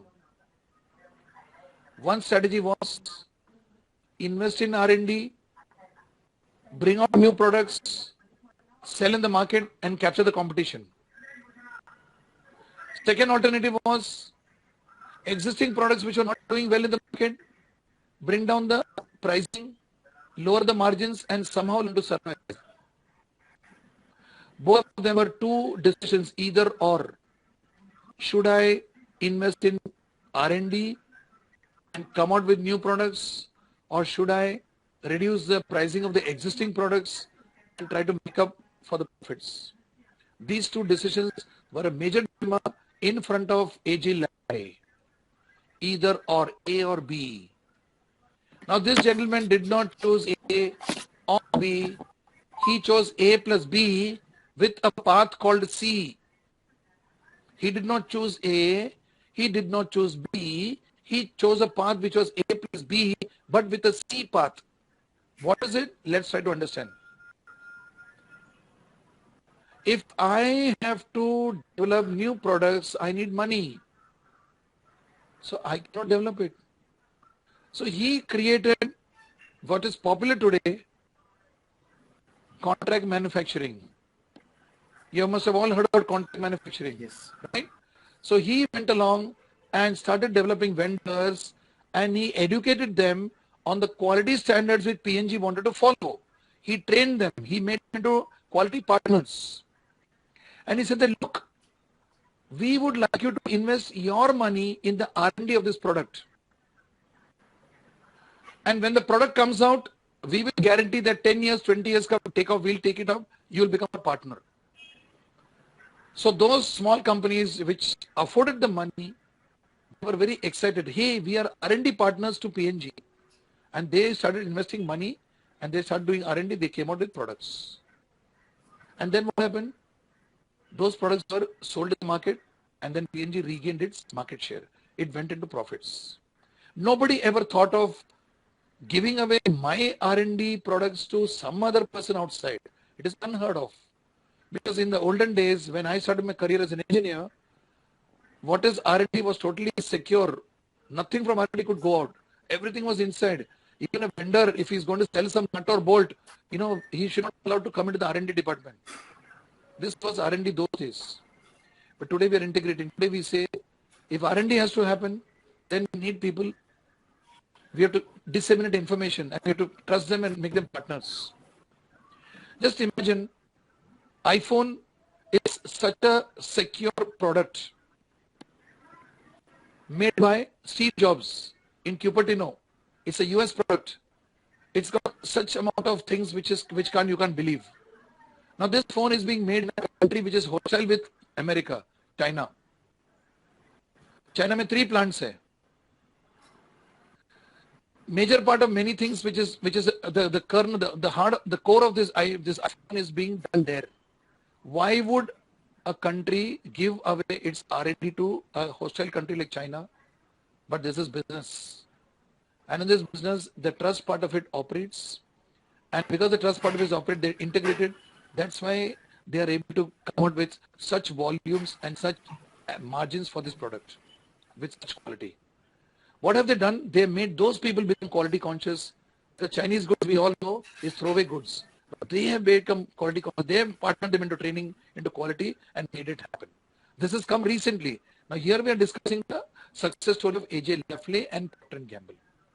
So Procter & Gamble is the one example wherein we got into the turnaround of the company using contract manufacturing, educating them into innovating and coming out with new products by investing money. Right? Sarang, you heard me out. I've spoken to the class about this particular thing. Would you like to, as an R&D person, would you like to say something on this? Yeah, definitely, sir. Actually, whatever Please go ahead. you have given, The class will be getting a lot of valuable sharing from you. Please go ahead. Yeah, whatever the example you have given, I'm relating with that. Whatever the pharma company I'm working, that is a CRO, that is a contract research organization. And there I'm you are. working See, for, friends, and most I'm working for most of the world's genuine top pharma companies like Pfizer and GSK. So these people. Friends, are you listening to him? Are you listening to Sarang, all of you? So that is means. Yeah, go ahead. Yeah, means in that way the business is globalizing, right? I can say this. Yeah. So this is my personal experience. Means I just relate myself with your example. Thank you, sir. Superb, Sarang. See, friends, Am I talking rocket science? I'm talking about something that is actually happening. One among us, Sarang, our own colleague, is now sharing it with us. Sarang, you're coming for the PCP, Personal Contact Program. Are you coming to No, Bombay? sir. I'm from Hyderabad, so I आइए could ना. not able to come. अरे Yeah, आइए आइए. definitely. चपंडी. No, sir. I'm Marathi only. I settle over here in Marathi. Hyderabad. But Yeah. तुम्ही या आणि आज आपली गाव आहे. आपल्या गाव you have to come here. Come for 3 हो, sir. days. मला Come and enjoy. यायचंच आहे. Meet with everybody. या. Yes, sir. तुम्ही मुंबईचा माणूस आहे ना? नाही, मी नागपूर आहे बेसिकली, पण मुंबईला नेहमी येणं जाणं आहे. पण तुम्ही या इथे नागपूरला या. Definitely, पुण्याला या. Okay. Barabar, you come to Bombay and we'll have a lovely time. Please come because you know you are coming from an industry where your sharing will be very useful for all these people. Okay, people like you, people like Bela who spoke to us now sometime back. You know, you all are people who are hardcore into industry. These experiences we must go to the younger people who are in the class. तो उनको पता चलेगा कि क्या है आपका real experience है. मैं जो बोलता मैं तो प्रोफेसर है वो बोलेगा नहीं प्रोफेसर कुछ भी बोल के निकल जाएगा. But you are one among them. It matters a lot to youngsters. तुम्ही या नक्की या तुम. Yeah, definitely. Yeah. Okay. Definitely. Okay. Thank you very much, Sarang. Yeah. Thank you very much. Yes. Yeah. Yes. Good night. Thank you. Anybody else wants to come online? I'm taking the fourth case study number 4. Who would like to come? Anybody would like to come online? Come on, channel में बहुत अच्छा लगता है. बाहुबली है कि बाहुबली? बाहुबली को किसने मारा? कटप्पा. कटप्पा क्यों बाहुबली को मारा? किसको मालूम है? अभी तक मेरे को मालूम नहीं. Come on guys, are you listening to me or not? Bahubali, any Bahubali wants to come? अच्छा ठीक है, बजरंगी आ जाओ, Bajrangi.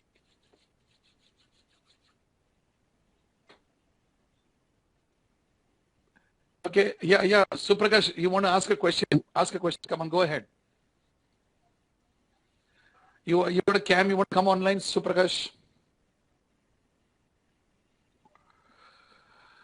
If I have many more options, then integrating all of them will be difficult and probably need skill to integrate. You take an example, Suprakash. If you have too many options, integrating all of them will be difficult, you said. I quite agree with you. Now, you have to ask yourself, what are the different options? Now, out of those different options, some options are more important than other options. Some options are more important than other options. So you need to understand which are the important ones. I need to take that and integrate them. And then integrate those important options, other options will also fall in line.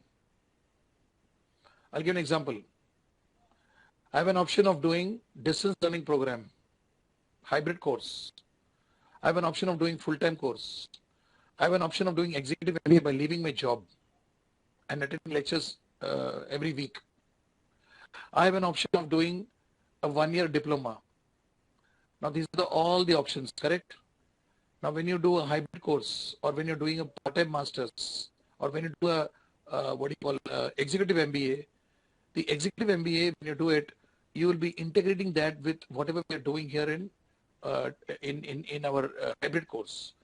See, even the courses have been made in such a way that there is an intersection point for some courses. So when you do that, what happens? It becomes easier for you. The other part of it will be taken care of. I'll only answer in one single thing to Prakash. Are you coming for the PCP? I'll be explaining that a little more detail if I can meet you one-to-one. So when you're handling multiple choices, take those which are most important, integrate them. When you integrate the most important ones, the others also gradually get integrated. That's true. Okay? Have I made it clear to you, Suprakash, more or less? Would you like to come for the PCP and also attend? Come. Right? So, I'll take the next case, which is called as in my book, it's page number 23. As if in some books, the books are written at different points of time, different printing is given. So in my print, it is 23. The case study is called as a fourth case study, which is called software synthesis. And it's a story of Red Hat, the software company Red Hat Inc. Which page is it in your books, friends? Is it page 23 or is it some other page?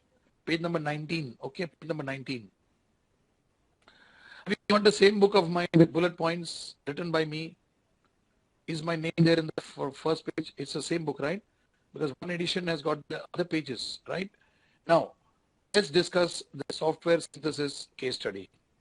The fourth case study in integrative thinking. All of you heard about Linux system. Linux, you know about Linux. All IT people know what's Linux, right? It's an open source code. For non-IT people, let me explain. We have Microsoft company, right? Microsoft, Bill Gates. Now this Microsoft sells you its software package. It sells you on Windows, Khidki, Windows 8.1. Yesterday, 2 days back, Windows 10 has got launched. So Windows has got it's a software package which you need to install by buying the legal software. Of course, nobody buys legal, वो बात अलग है. लेकिन if you want the software, it's an operating system, you need to pick up that particular disk from them, buy it from the shop, Chroma or some other shop, wherever it's available, and then you have to install it into your computer. Now, when Windows 10 is going to higher version, Windows 10.3 or 11 or whatever, every time it goes to higher version, you have to pick up a new one and update it. This is the way they operate. So this is called as a licensed software. I'm explaining this for people who do not know IT. Okay? Yes. So you have to keep on putting more and more money for licensed software. Licensed software means you're depending on the license, the company. So every person who buys a legal software from Microsoft, every time they keep on paying Microsoft every time when there's an updating. Is this clear to all of you? IT guys, am I explaining properly? Right? Now comes a type of a revolutionary software which is called as Linux. Linux is an open source code it has got. All this software has got source code which is kept private. Microsoft. Whereas Linux is an open source code which you can download free of cost. It's an operating system. You can put it free of cost and then you can use it any way you want. It doesn't cost at all. Now, when you have this type of a software, it's so easy for people to use. It's free, it's flexible, it's got a lot of versatility. It is used by programmers, designers, people who are making apps. For everybody, it's very useful. Such a set of a software was discovered, was made, and this software became very, very popular. Now, this software had to reach as many people as possible. We had to commercialize it, right? It's a free software, but we need to commercialize it, which means something is available as a free download. But if I'm a company which is able to give the free download to specific people, then I get paid some amount for it. Are you all understanding this? Now, if I do it, since it is free, is it cheaper or is it expensive?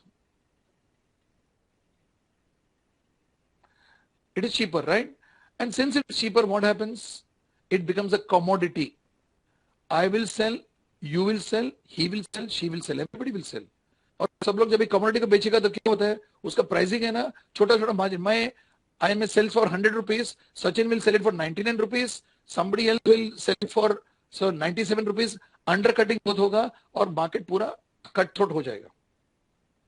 So उसमें काम करना अच्छा है कि नहीं है? Are you understanding me, non-IT people? When something becomes cheaper, everybody starts selling it. And they keep chota wafer thin margins you call it. Now, here comes a guy called Bob Young. Bob Young says that people have to get the freedom to download software. Free software they must get. Because free means flexibility and free means I can do whatever I want to do. At the same time, he would like to have the plus point of Microsoft, which is basically solid support system. Microsoft gives you solid support system, whereas open source called Linux is ढीला मतलब support system कुछ नहीं है, जो मांगता ले लो, उसमें discipline नहीं रहेगा, vanity हो जाएगा, मतलब आड़ा टेढ़ा जाएगा. He said, let me combine both of them together, let me integrate, let me give the solid support which Microsoft gives, along with the freedom for people to use an open source like Linux. So he integrated them together. What did he do? He approached companies and told them He formed this company called Red Hat. He approached companies and told them, look, I'll be giving you Linux, and every time the Linux is getting updated, see, all software gets updated from time to time. Even even a thing like our Apple, software, or any, even your Android software gets updated. All of you know about updates, right? So updates keep coming quickly. So he said that I will ensure that you are using downloads of the open software called Linux, and every company, as you all know, must be having a number of servers, number of computers are there. Now, in every computer, I'm putting a Linux. When there's an update coming up, in companies, we have an administrator. You know what he does? He goes and ensures that everything is updated. It's very tough job. It's not easy. Sometimes the computer is not free, so you cannot update it. And it creates a lot of trouble in IT companies. Now, what he does, he says, don't worry, outsource the entire thing to us. We will take the Linux, we will install it on all the servers, and like an AMC, annual maintenance contract, we'll regularly come and keep on updating all the updates as and when it happens. Everything is mine, and we are charging you a certain fee for it. हम लोग उसके ऊपर कुछ fee लेंगे. It became a very, very, very successful, popular model of business. Are you with me? Have you all understood it? This is another success story about integration of two streams which are either or. The solidity, the support, and the firmness of a Microsoft with the freedom of the Linux. दोनों को साथ में लाया.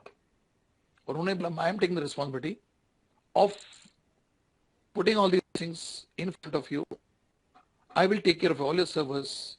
We will sign a contract and see to it that your servers are having the up-to-date version of Linux. This is what he did. So this is a fourth success story of integrative management, right? Any questions? Shashank Shah is asking a question. Sir, when to integrate, every time it is necessary to... Shashank, whenever you're caught in a dilemma, that time you integrate. Whenever you're caught in a dilemma, please integrate. It may not be necessary to integrate all the time, but you know what happens, Shashank? Second chapter, we'll be learning. When you have an integrating brain, you do integration in one or two places of your life, then your brain starts integrating everything. That's the beauty about integration. Brain starts integrating things. You may not consciously do, but it automatically comes, and that's a very good leadership behavior. Okay. Manish, just one question from exam point of view. We will get scenario-based question. Hardly subject has started, Manish, so abhi exam ka baat karte. One or two, there are scenario-based questions also. Now, whether they come to you or not, because this is randomized. The whole thing is random. Whenever you're going to the site, you get random questions. So you may get a scenario, you may not get a scenario, Manish. Exams के बारे में सवाल क्यों आप पूछते हैं? I don't understand. Manish, how many years experience you have? I wonder why you people ask about exams.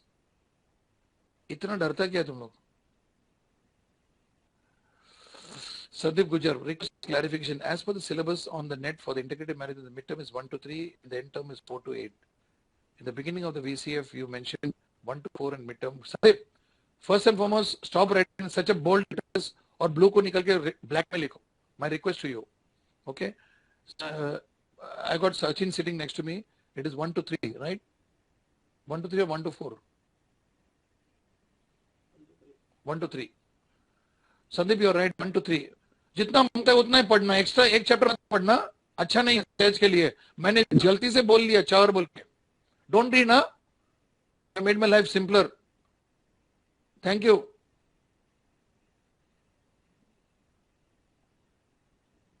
Ranjan Panchal is asking a question. Sir, in integrative thinking, does prioritizing task is a part of it? Are they both contradictory? Now, prioritizing means what? I want to do A and B and C and D. Priority means what? I have to do all the tasks. So when I'm doing all the tasks, the question of integration doesn't come at all. I have to do it anyway. Okay? Now, Let me go back to the page number. In my book, it's page number 14. The title is The Opposable Thumb. Opposable Thumb. Which page is it in your book? Opposable Thumb. 12. 12. Okay. Now, this concept is based on a principle called opposable thumb. Look at my palm here. Okay. There are 4 fingers and 1 thumb. Thumb is at right angles to the finger. Yes or no? Now, when I put my fingers like this, the thumb is in the opposite direction. Have you seen this? Thumb is in the opposite direction of the fingers coming together. Yes or no?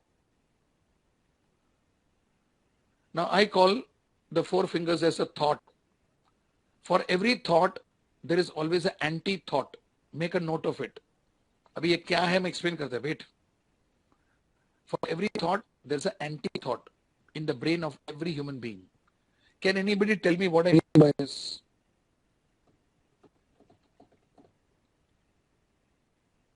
For every thought, there's an anti-thought, I said. What do you think is meant by this statement?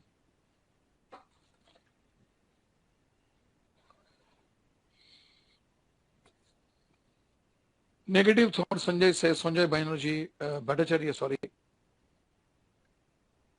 Rishikesh says, if not, maybe you're right, Rishikesh, then what? Yes, good and bad. Say, for example, at 9:30,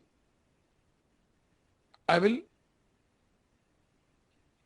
go home. It's a thought. At 9:30, I want to go home. Now, there is another thought which you're not aware. It says, why not do something else? For everything that you say yes, there is a part of it which says no. I don't know how many of you are aware of this. How many of you experience this? Because some students will say, ऐसा कुछ है ही नहीं बोलेगा. You have to be perceptible about yourself. For everything that you say, there is always something that says the opposite in you. Okay, quite a lot of students are saying that they are experiencing this. There may be some students who are not experiencing this. Oh, ये क्या बाबा करता है? For every thought, there is always an anti-thought. Write it down in your books, in a new page. For every thought, there is an anti-thought. Which one do you entertain into action? The thought, the anti-thought. Which one do we entertain into action? The anti-thought or the thought?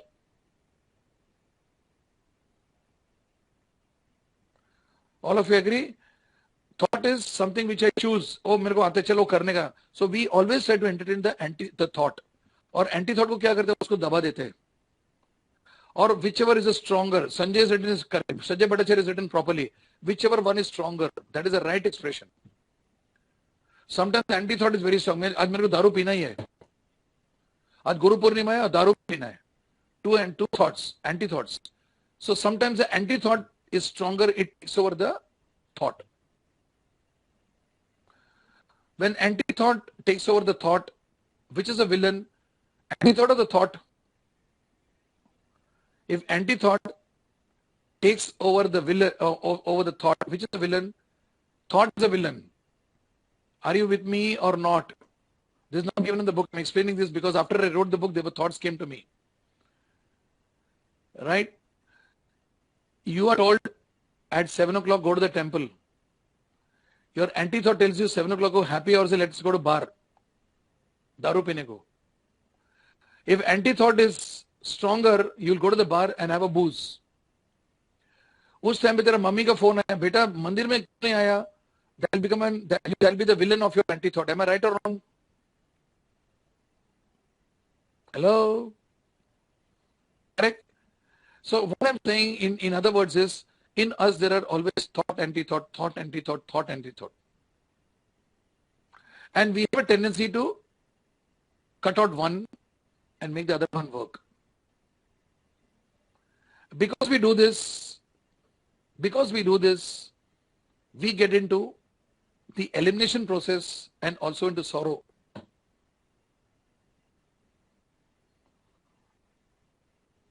Opposable thumb tells you what? This is looking in this direction, this is looking in the opposite direction, thumb. If the anti-thought was not there, thought will not be a thought. If there is no evil, good is not good. Do you realize this? If there is no evil, good is not good. Evil has no usefulness. If there is no bad, there is no good. Bad has got a usefulness. If there is no thumb, you can't lift the glass. If there is no thumb, I cannot write with my pen. If there is no thumb, I cannot stitch. The thumb is opposing, but the thumb is also integrating. If you use the thumb properly, it integrates with your fingers. The knife in the hand of a surgeon is integrating.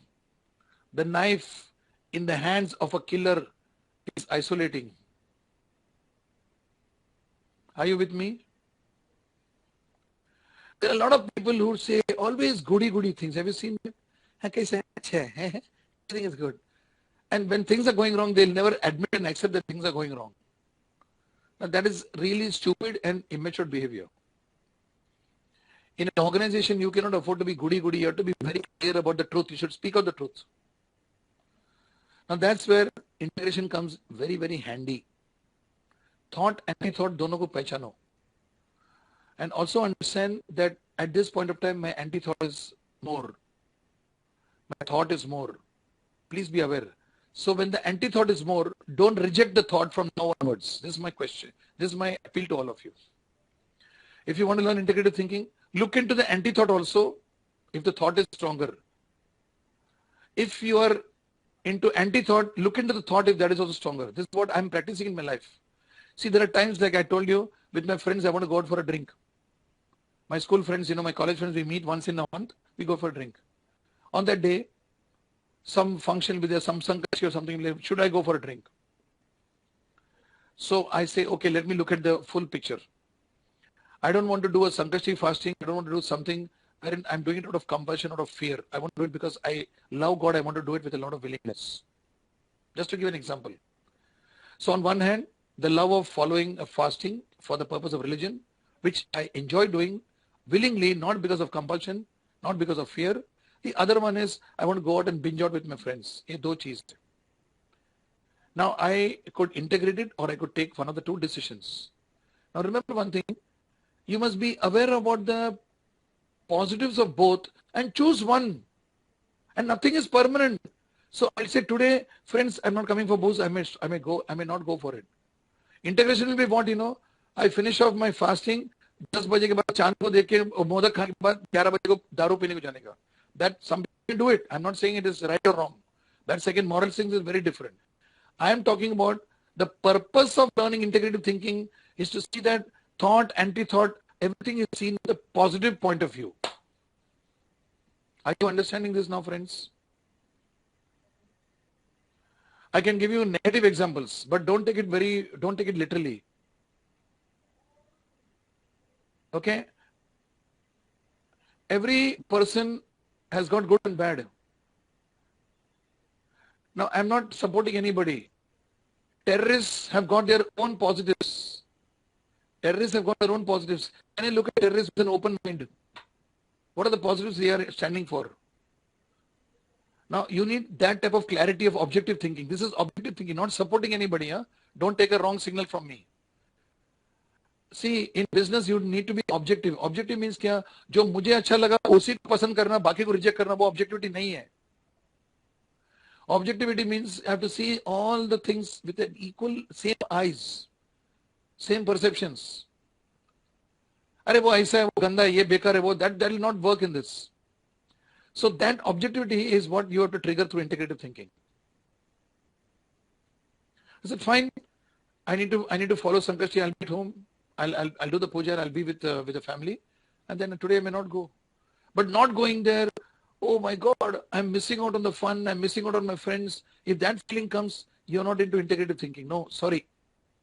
Integrative thinking tells you even if you take a decision, the decision you will feel good about the decision because it's fine for me. It's good. And this is done with a certain process steps, which is in chapter number 2. Okay. So remember that this particular thing is talking about opposable thumb, but for the opposable thumb, things would never happen. Thank God there's a thought and anti-thought. That is what is the first part of it. Then we talk about what is called as single versus multiple working hypothesis.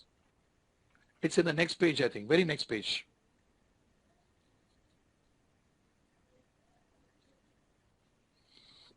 Single hypothesis means what? Hypothesis means assumptions. When people are doing research, they first create an assumption. That is called as hypothesis. And from the assumption, they'll start trying to prove something. Right? Now, single working hypothesis means what? I've given an example in the book. In winter months, would you carry an umbrella in Mumbai? In the month of December, will you carry an umbrella? Yes or no? No. All of us agree? Will you carry an umbrella in the month of December? Normally, will you carry? Nobody will carry, right? What are we assuming? Winter, December is a winter month. There will be no rains. We are assuming it. We are almost sure about it. And hence we will not carry umbrella. This is called as a single working hypothesis. When the hypothesis becomes very strong, like a truth, and I follow it, and I say, ho hi nahi sakta, that is single working hypothesis. But if one of you says that, what if it rains? हो सकता है. सब लोग बोलेगा येड़ा है क्या? Winter में rain, the whole world will drown you in your thought. They'll say nothing because ऐसा हो ही नहीं सकता है. They'll bully you. They say hey, ऐसा हो ही नहीं सकता है. They are not wrong. They are living with the majority of the assumptions. But if you are one of those person who says it's possible that in one of those days there could be rain, you'll keep the umbrella prepared. You may not carry it every day. And imagine in the month of November or December, it pours and pours and pours for 3 days. And you have to go out. You may be searching for the umbrella. Does it happen or not? So what are we talking about? We say that nothing can be taken for granted based on past experiences and group thinking. Multiple working hypothesis is slightly different. Go to the next page. There I've given an example.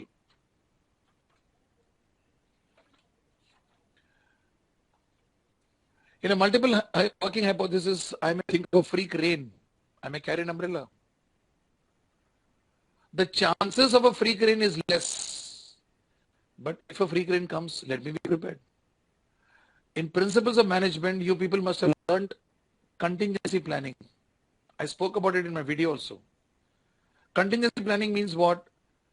Act of God. Suddenly one fine morning kuch ho jayega. Tsunami. Earthquake. Now on that day, I have to remember that that might also happen. Once in a million, but it may happen.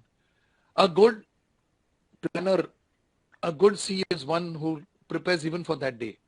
Life jackets in aircrafts. Yes, Rishikesh. Aircraft mein jackets hote na. In the eventuality of getting into water, you wear the yellow jacket, pump it. वो सब aerospace कर दिए ना. वो life jacket है. Rishikesh has given that example. A fire extinguisher in a building. आग ही नहीं आएगा. कितना साल से आग है अभी क्यों मंगते बल्कि किसी ने फेंक दिया. बराबर फेंका अगला दिन आग लग गया. Do not take anything for granted in global business. Do not take anything for granted in global business. Even the smallest thing needs to be given importance. That is integration. जिंदगी बहुत अच्छा रहेगा if you understand integration. जिंदगी मिलेगा दोबारा नहीं, हमेशा मिलेगा. You will really love it. But you must learn to understand that nothing can be taken for granted. There's a Murphy's law. Have you heard about Murphy's law? It says, in a system, if something can go wrong, it will go wrong at the most inopportune moment. Example क्या मालूम है? एक cycle chain है, सिर्फ cycle चलाता है. वो cycle chain का एक छोटा सा पिन है ना, थोड़ा सा ढीला कट कट आवाज करता है. आंसू दे रहे बोल के अपन उसको देखेगा ही नहीं. But on a day when you really are in an emergency, going to meet some friend, उसको कुछ ये हुआ है, उस समय बराबर फट करके टूटेगा वो. Does it happen or not? That is called as Murphy's law. Murphy. तो उसी तरह से Murphy's law को अगर मैंने उसके ऊपर ध्यान दिया, it becomes peak total quality management. It becomes that every small part However insignificant, I'm making it best quality, excellence. Okay. Now, this is today's session, chapter number 1. I'm not giving chapter number 3. Now, I conclude this particular session with the last concluding part of the exercise, concluding part of the chapter, which is talking about doing versus thinking. In most cases, people keep on thinking, strategy लगाएगा. अभी CEO है, 4, we explained 4 people.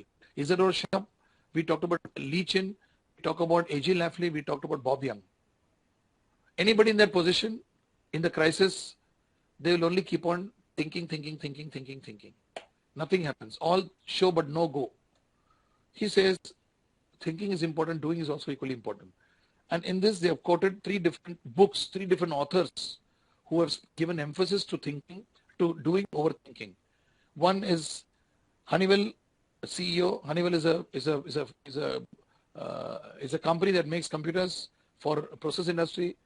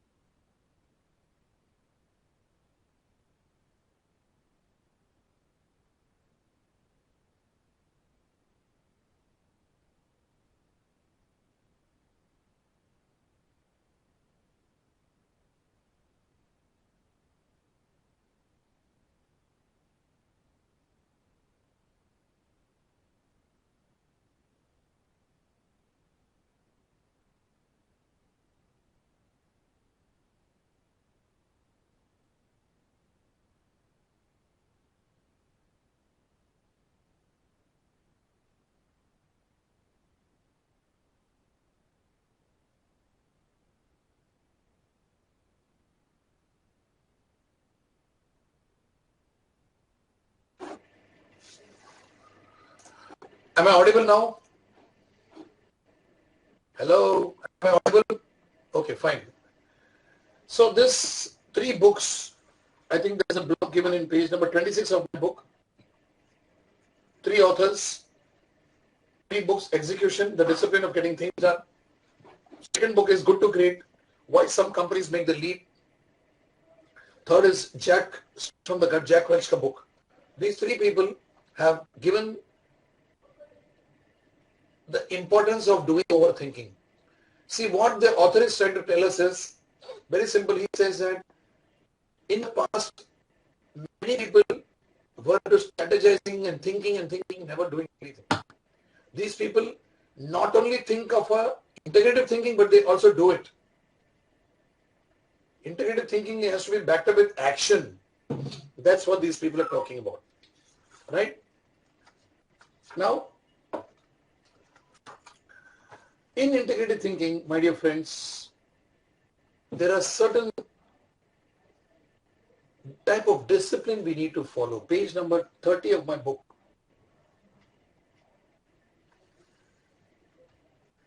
Integrative thinking has got certain identifiable steps, which we'll be seeing in chapter number 2. It has a consistent purpose. These points are very important for exams, sir. It has to be understood clearly. It has to be put into practice. When you are integrating something, your thinking process starts opening up. If your thinking is rigid, saying that aisa hi hai, integration cannot take place. So one of the important starting point of any integrative thinking is open up your mind. Bela talked about her issue. I said, open up your thinking. Sarang talked about what he's doing. He's also integrating. I want all of you to open your thinking, because one of the reasons we have come for MBA course is to open up your thinking. For everything that is going on wrong in your life, there's a solution. Point is, have you thought in the direction? Are you limiting your thinking? Are you limiting your belief systems? That's the question. If you're doing that, wake up.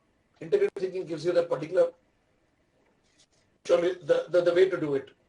right? I think that's about it all. Most of it which I've explained is all there. Can we cultivate an opposable mind is a question. Opposable mind means the thought, anti-thought which I explained.